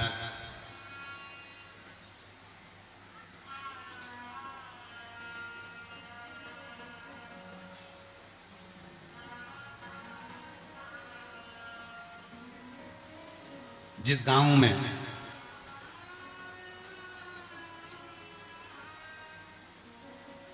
पानी की कमी होती है उस गांव की फसल बिगड़ जाती है। जिस गांव में पानी की कमी होती है वहां की फसल बिगड़ जाती है। और जिस घर में संस्कारों की कमी होती है वहां की नस्ल बिगड़ जाती है। नस्ल को संभालने के लिए, परिवार को संभालने के लिए, बच्चों को संभालने के लिए, कुटुंब को संभालने के लिए अपने अच्छे संस्कार देना चाहिए, बहुत जरूरी। वरना आज का जमाना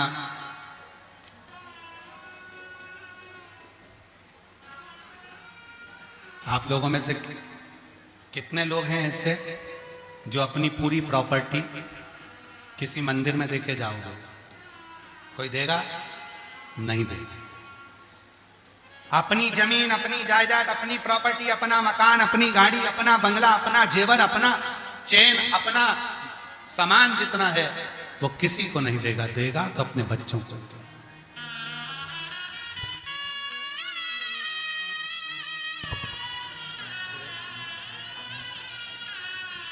हमारे बीच में जिस क्षेत्र में कथा चल रही है वहां के स्थानीय विधायक महोदय श्री सुरेश बिठा जी यहाँ आए हैं।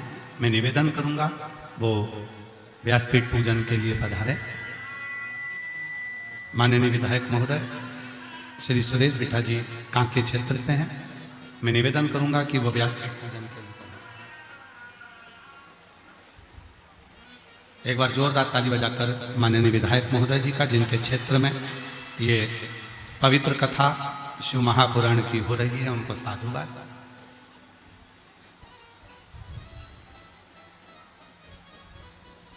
शिव तत्व कह रहा है, भगवान शंकर का चरित्र कह रहा है, शिव महापुराण की कथा कह रहा है, शिव चरित्र कह रहा है।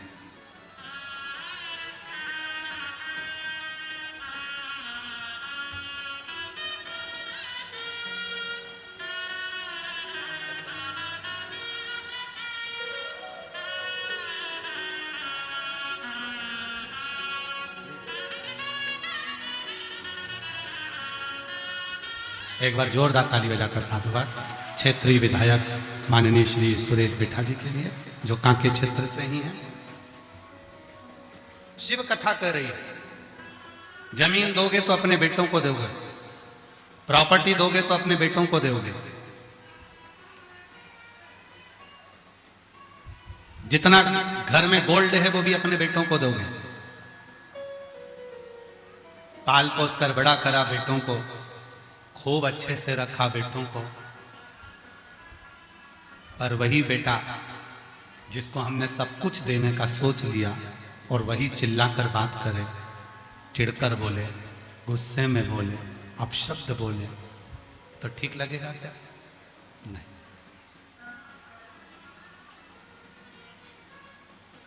मन में ठीक नहीं लगेगा। फिर भी एक मां, एक पिता, एक मां का जो दिल होता है, एक पिता का जो दिल होता है, वो ऐसा दिल होता है कि वो किसी को नहीं देता, चाहे बेटा कैसा भी हो। अपनी पूरी जिंदगी का कमाया हुआ सारा धन वो अपने बेटे को ही देता है। एक माँ, एक पिता ऐसा ही होता है।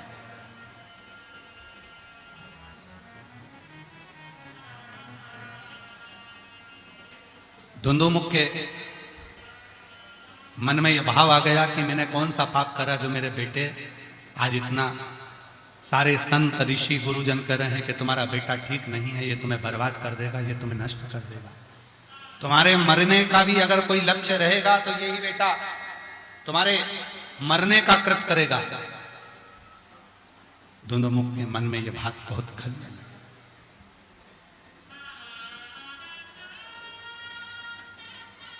एक ऋषि के पास गए, गुरुजी मुझे बताओ मैंने कौन सा पाप करा जो मेरे ये बेटा धुंधुमुख जो हुआ है ये हमारे मरने का भी कारण बनेगा।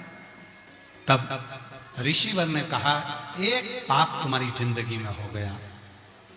एक शिव का भक्त रोज शिवालय जाता था। तुम्हारे पूर्व के जन्म में तुम उसके शिवालय जाने पर उसको ताना दिया करते थे, गाली दिया करते थे, अपशब्द किया करते थे। ताना देते थे, गाली देते थे, अपशब्द करते थे।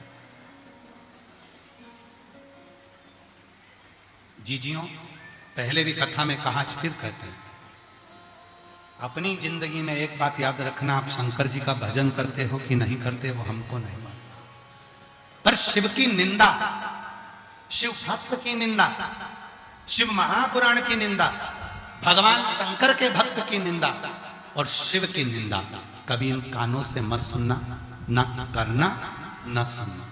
अगर कोई निंदा कर भी दे, आज का जमाना सोशल मीडिया का है, आपको अगर कहीं मोबाइल पर कोई निंदा करता दिख भी जाए तो वहां से या तो डिलीट हो जाओ या उसको ब्लॉक कर दो, और अपने मुख से ना निंदा करना है ना निंदा सुनना है। हमें निंदा भी नहीं करना, हमें निंदा भी नहीं। निंदा करी थी दक्ष प्रजापति ने भगवान शंकर की, बकरे का मुख लग गया था। निंदा करी थी देवऋषि नारद ने भगवान शंकर की, बंदर का मुख लग गया था। निंदा सुनी थी भगवान नारायण ने, नारद जी के मुख से भगवान शंकर की निंदा सुनी थी तो नारायण भगवान का मुख कर कर घोड़े का मुख लग गया था। जिसने निंदा सुनी है और जिसने निंदा करी है उसको पशु की योनि को तो धारण करना ही पड़ता है, उसको भोगना तो पड़ता ही। देवऋषि नारद ने निंदा करी थी भगवान शंकर की, बंदर का मुंह लग गया था। दक्ष प्रजापति ने निंदा करी थी भगवान शंकर की, बकरे का मुख लग गया था। भगवान विष्णु ने देवऋषि नारद के मुख से भगवान शंकर की निंदा सुन ली थी तो घोड़े का मुंह लग गया था। हयग्रीव अवतार हुआ था भगवान। केवल निंदा श्रवण, निंदा सुन। और मत बुरे कर्म कर बंदे वरना पछताएगा, भगवान की आंखों से तू बच नहीं पाएगा, तू बच नहीं पाएगा। अरे ओ अज्ञानी मत करना नादानी, अरे ओ अज्ञानी मत करना नादानी। तेरे कर्म का फल भी तो ही पाएगा, जैसा किया तूने तेरे आगे आएगा। मत बुरे कर्म कर बंदे वरना पछताएगा, भगवान की आंखों से तू बच नहीं पाएगा, तू बच नहीं पाएगा। जो कर्म किया है उसको भोगना है। ए धुंधुमुख, तेरे घर में ऐसे बेटे का जो जन्म हुआ है वो तेरे कर्म का खेल है। तो पूर्व जन्म में तूने एक कर्म बुरा करा था। एक शिव भक्त मंदिर जाता था, एक शिव भक्त शिवालय जाता था, एक शिव भक्त भगवान की कथा में जाता था, एक शिव भक्त भगवान का अनुमोदन भजन करने जाता था, और तू उस पर ताने पर देता था, तू उसको अपशब्द कहता था, तू उसको गाली देता था, तू उसको अपशब्द कहता, तू उसको कमेंट्स करता, तू उसको ताने देता। और वही अपशब्द कहने का कारण यह हुआ कि तेरे घर में ऐसे बेटे का जन्म। ये कर्म का भोग, कर्म का मिला, रोने लगा। अब मेरे घर में ऐसा बेटा जन्म ले लिया है जो मेरे पूरे कुल को डुबो देगा, फिर हमारा कुल तरेगा कैसे? ऋषियों ने कहा तुम्हारा बेटा जब पूर्ण तरह से बर्बाद हो जाएगा, सब नष्ट हो जाएगा, तब तुम्हारा बेटा धुंधुमुख भगवान बृहस्पति के पास जाएगा और उनसे निवेदन कर कर भगवान शंकर की पूजन को करेगा, तब तुम तरोगे। आया समय, धुंधुमुख अपने घर चले गए। धुंधुमुख उसका बेटा धीरे धीरे बड़ा हुआ, उसकी शादी कर दी। शादी क्यों करी? क्योंकि वो बेटा यहां वहां जाता, गलत कृत्य करता, मदिरापान करता, मांसाहार करता, वेश्यावृत्ति करता, गलत काम में लगा रहा, जुआ खेलने में लग गया, गलत कर्म में लग गया। तो पिताजी ने सोचा कि कम से कम अगर इसका विवाह कर दूंगा तो ये कुछ ठीक तो हो जाएगा। तो धुंधुमुख ने अपने बेटे धुंधुमुख का विवाह कर दिया। विवाह होकर बहू घर में आ गई, पर धुंधुमुख अपनी संगति के कारण गलत मार्ग में पड़ा ही, गलत मार्ग।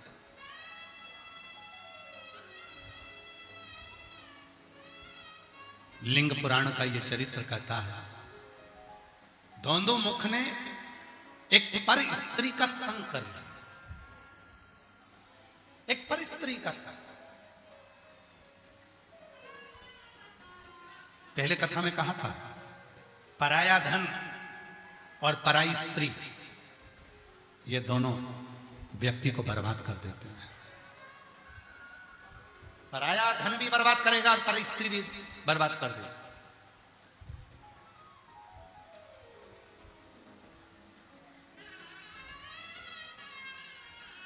पत्नी फोन कर कर बोलती है कि ये सामान लेकर आना, तो चिढ़कर बोलते हो, और पर स्त्री फोन कर कर बोलते कि मुझे वो डेंटिंग पेंटिंग का सामान ला देना, तो वो सामान ढूंढता फिरता। पर स्त्री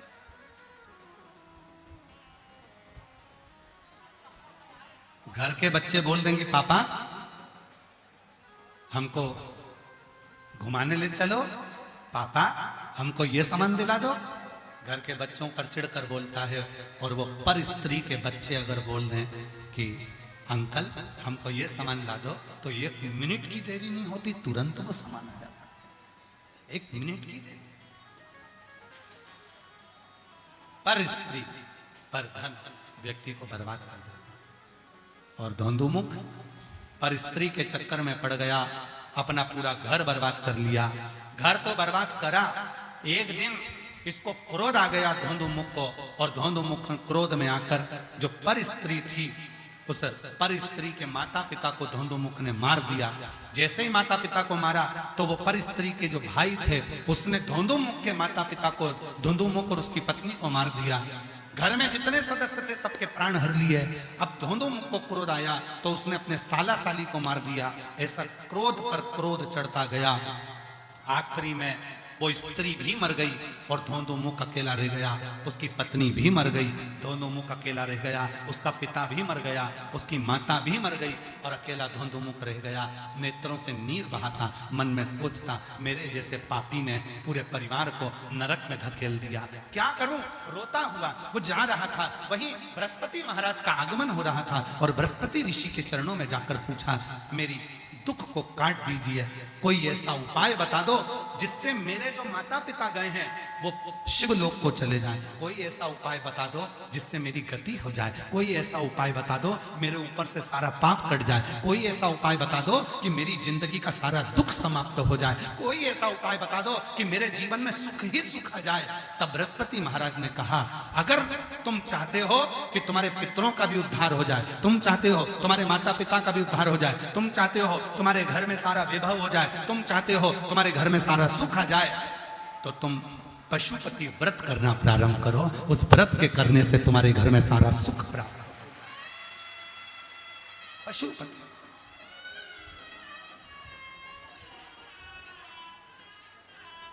बाबा जी, पशुपति व्रत और पाशुपत्य योग और पाशुपत्य अस्त्र, ये 3 चीजें हमारे शास्त्रों में वर्णन करी। एक पशुपति योग, पाशुपत योग, पाशुपत अस्त्र और पाशुपत व्रत। पाशुपत योग आप और हम धारण नहीं कर पाए, पाशुपत अस्त्र आप और हम धारण नहीं कर पाए, पर पशुपति व्रत आप और हम धारण कर सकते।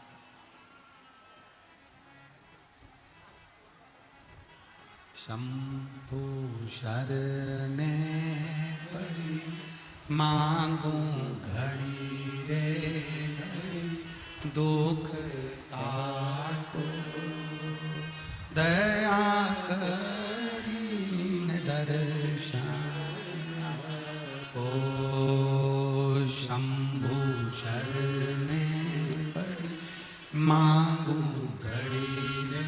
निवेदन है, हवा चल रही है, आप लोगों से जो खंभों के पास में बाहर की ओर बैठे हुए हैं और जो खंभों के पास है उन लोगों से निवेदन है कृपया खुले मैदान में पहुंच जाएं। आप लोग खुले मैदान की ओर जाएं। जो लोग तंबू के आसपास में हैं, तंबू के भीतर की ओर भी हैं, उनसे भी निवेदन है थोड़ा थोड़ा आप ग्राउंड की ओर, खुले आसमान की ओर जाइए। शंभु शरणे मांगू घड़ी रे घड़ी, दुख काटो। निवेदन है खंभों के आसपास से आप लोग खुले मैदान की ओर जाइए। सभी से निवेदन है खुले मैदान की ओर जाइए।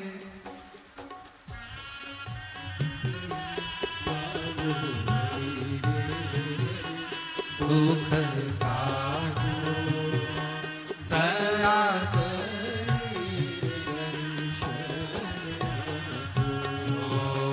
शंभु शरणे पड़ी मांगू घड़ी रे घड़ी, दुख काटो दया करीन दर्शन। ओ शंभु शरणे पड़ी मांगू घड़ी रे घड़ी, दुख काटो दया दर्शन।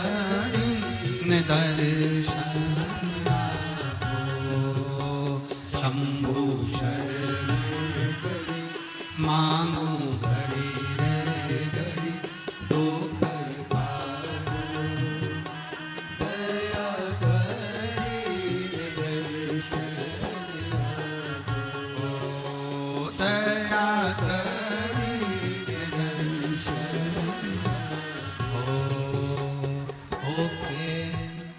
ओके नंदी पे सवार, सुन के भक्तों की पुकार। ओके नंदी पे सवार, सुन के भक्तों की पुकार।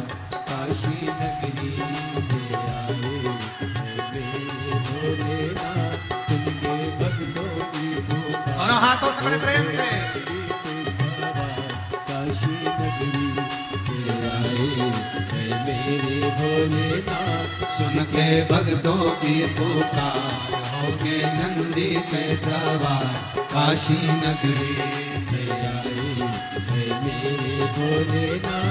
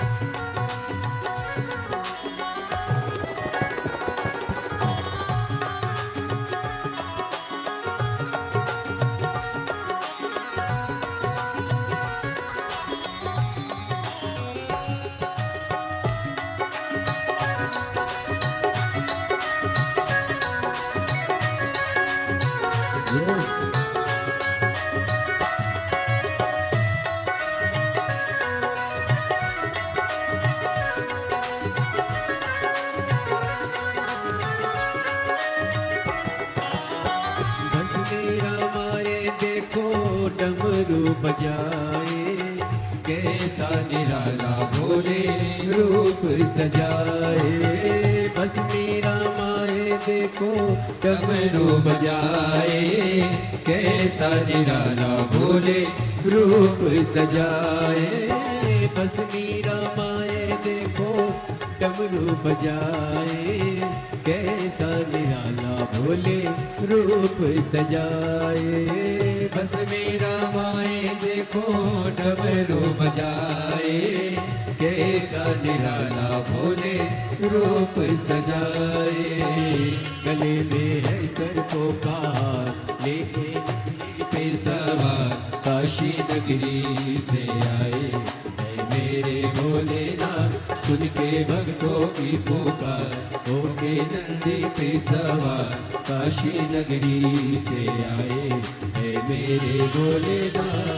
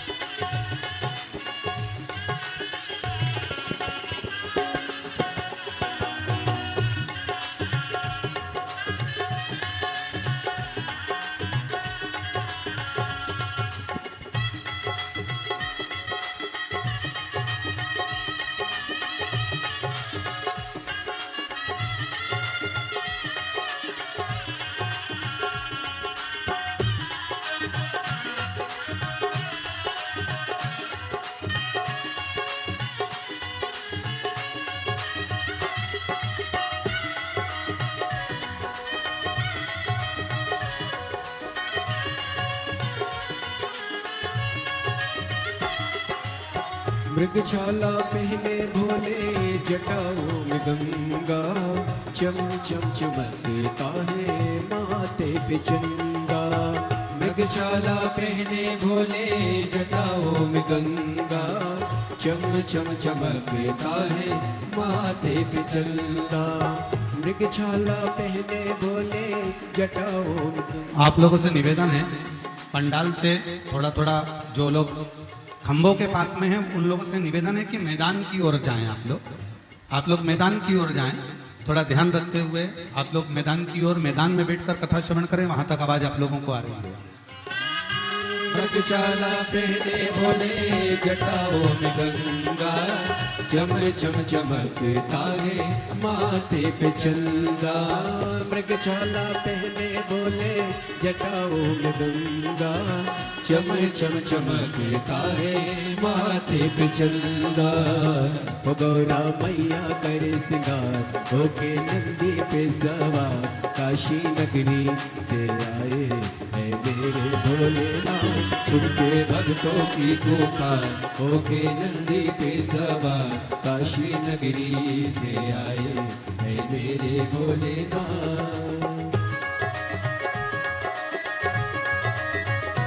शंभो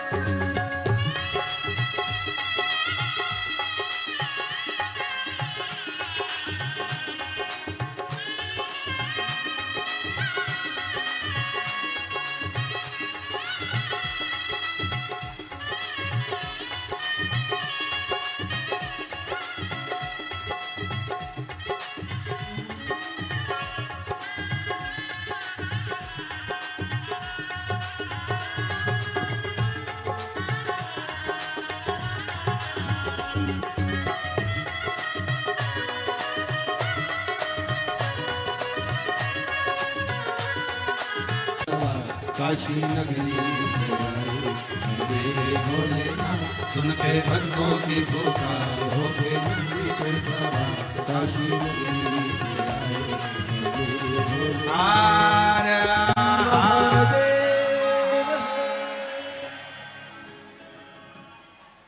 अपने स्थान पर बैठकर बाबा देवादिदेव महादेव से अपने मन का भाव कहेंगे। हवा और पानी दोनों ही क्रम है, इसलिए निवेदन है आप लोगों से कि पंडाल के बाहर जहाँ खुला मैदान हो, आप लोगों के पास छाते हैं, सब छाता लेकर आए हो, इसलिए खुले मैदान में आराम से जाकर बैठें और खुले मैदान में बैठकर आप लोग कथा का लाभ लें। जहाँ खुले मैदान में छाते सबके पास में हैं, सब आराम से जाएं और वहाँ बैठकर आप लोग कथा का लाभ ले सकते हैं। भगवान देवादिदेव महादेव भगवान शिव की ये पवित्र कथा 11 मई तक रांची झारखंड में चल रही है। उसके बाद में 17 मई से 23 मई तक करनाल हरियाणा में दोपहर में 1 बजे से 4 बजे तक कथा रहेगी। फिर 27 मई से 2 जून तक गांव दूधनाल, तालुका उमरगा, जिला धाराशिव, महाराष्ट्र में शिव महापुराण की कथा रहेगी। ध्यान दें, आप लोगों से निवेदन है पंडाल से बाहर चले जाएं। आप लोगों से निवेदन है धीरे धीरे मैदान की ओर आप लोग जाएंगे और धीरे धीरे मैदान की ओर बढ़ें। खुली जगह पर जाइए, आराम से खुली जगह पर धीरे धीरे आराम से जाइए, बहुत रास्ते रास्ते जाओ। भगवान देवादिदेव महादेव की आज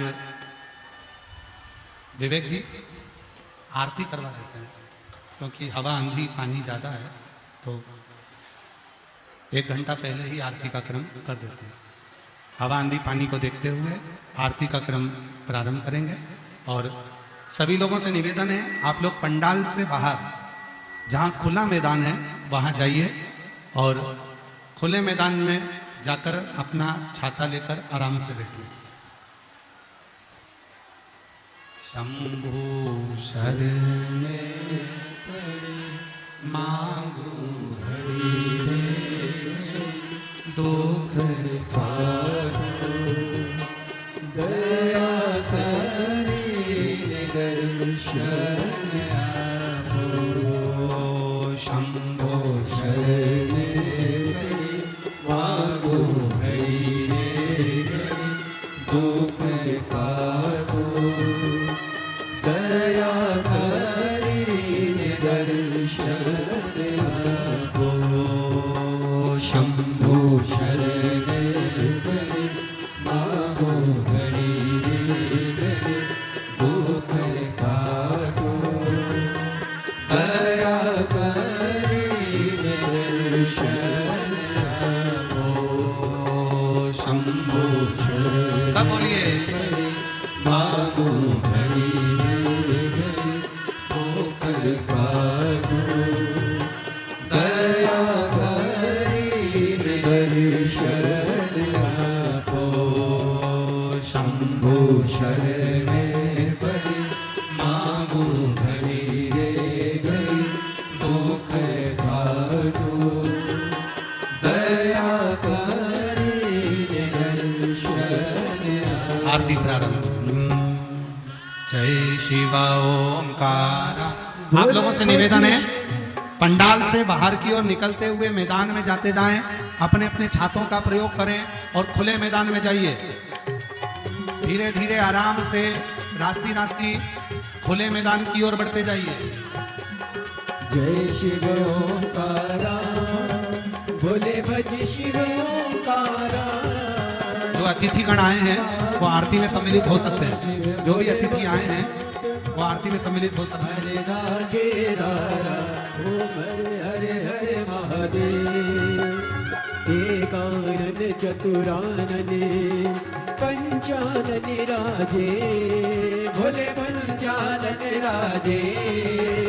हंसासन गरुड़ासन, हंसासन गरुड़ासन, वृषभाहन साजे। ओम हरे हरे हरे महादेव। दो भुज चार चतुर्भुज, 10 भुज अति सोहे, भोले 10 भुज अति सोहे।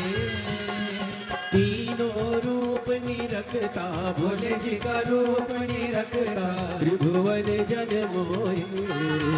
ओम हरे हरे हरे महादेव। अक्षरमाला वनमाला, मुंडमाला धारी, भोले मुंडमाला धारी। त्रिपुरारी कंसारी, त्रिपुरारी कंसारी, वनमाला धारी। ओम हरे हरे हरे महादेव। श्वेतांबर पीतांबर, बागांबर आगे, भोले बागांबर आगे। सनकादिक ब्रह्मादिक, सनकादिक ब्रह्मादिक, भूतादिक संगे। ओम हरे हरे हरे महादेव। कर में मध्य कमंडल, चक्र त्रिशूल धरता, भोले चक्र त्रिशूल धरता। जग करता जग हरता, जग करता जग हरता, जग पालन करता। ओम हरे हरे हरे महादेव। ब्रह्मा विष्णु सदा शिव, जानत अविवेका, भोले जानत अविवेका। प्रणवाक्षर ते मते, ओमाक्षर ते मते, यह तीनों एका। ओम हरे हरे हरे महादेव। काशी में विश्वनाथ विराजे, नंदी ब्रह्मचारी, भोले नंदी ब्रह्मचारी। नित उठ भोग लगावत, रुचि रुचि भोग लगावत, महिमा तिवारी। ओम हरे हरे हरे महादेव। त्रिगुण स्वामी जी की आरती जो कोई नर गावे, बोले जो कोई नर गावे। कहते शिवानंद स्वामी, जपत हरार स्वामी, मनवांछित फल पावे। ओम हरे हरे हरे महादेव।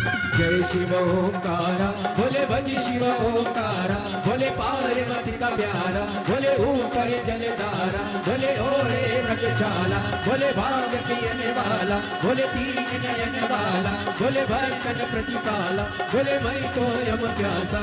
ब्रह्मा विष्णु सदा शिव, बोले भोलेनाथ महाशिव, हरे जागे धारा। ओम हरे हरे हरे महादेव। कर्पूर गौरम करुणावतारम, संसार सारम भुजगेन्द्रम, सदा संतं हृदयालवन्ते भवां भवानी सेतं नमामि। पतितं केशवं राम नारायणं, कृष्णदामोदरं वासुदेवं, श्रीराम माधवं गोपिकावल्लभं, जानकीनायकं श्रीरामचन्द्रं। हरे राम राम राम हरे हरे, हरे कृष्णा कृष्णा कृष्णा हरे हरे, हरे राम राम हरे हरे, हरे कृष्णा कृष्णा कृष्णा हरे हरे। बोली शंकर भगवान की जय, कुबेरेश्वर महादेव की जय। हरि ओम ओम जगने नारगनामाय जन्ता देवास्तानि धर्माणि प्रथमान्यासन्ना ते हनगं महिमानः सचन्त तत्र पूर्वे साध्याः सन्ति देवाः। ओम एकदन्ताय विद्महे वक्रतुण्डाय धीमहि तन्नो श्रीदन्ति प्रचोदयात्। ओम गणाम्बिकायै च विद्महे कर्मसिद्ध्यै च धीमहि तन्नो श्रीगौरी प्रचोदयात्। ओम तत्पुरुषाय विद्महे महादेवाय धीमहि तन्नो श्रीरुद्रः प्रचोदयात्। ओम नाना सुगन्धि पुष्पाणि यथा कालोद्भवानि च पुष्पाञ्जलिर्मया दत्त गृह्णतां। शिवशंकर श्री रामदास शिवाय नमः पुष्पांजलिं समर्पयामि। काशी विश्वनाथ भगवान की जय। हरे हरे महादेव, हरे हरे महादेव, हरे हरे महादेव, हरे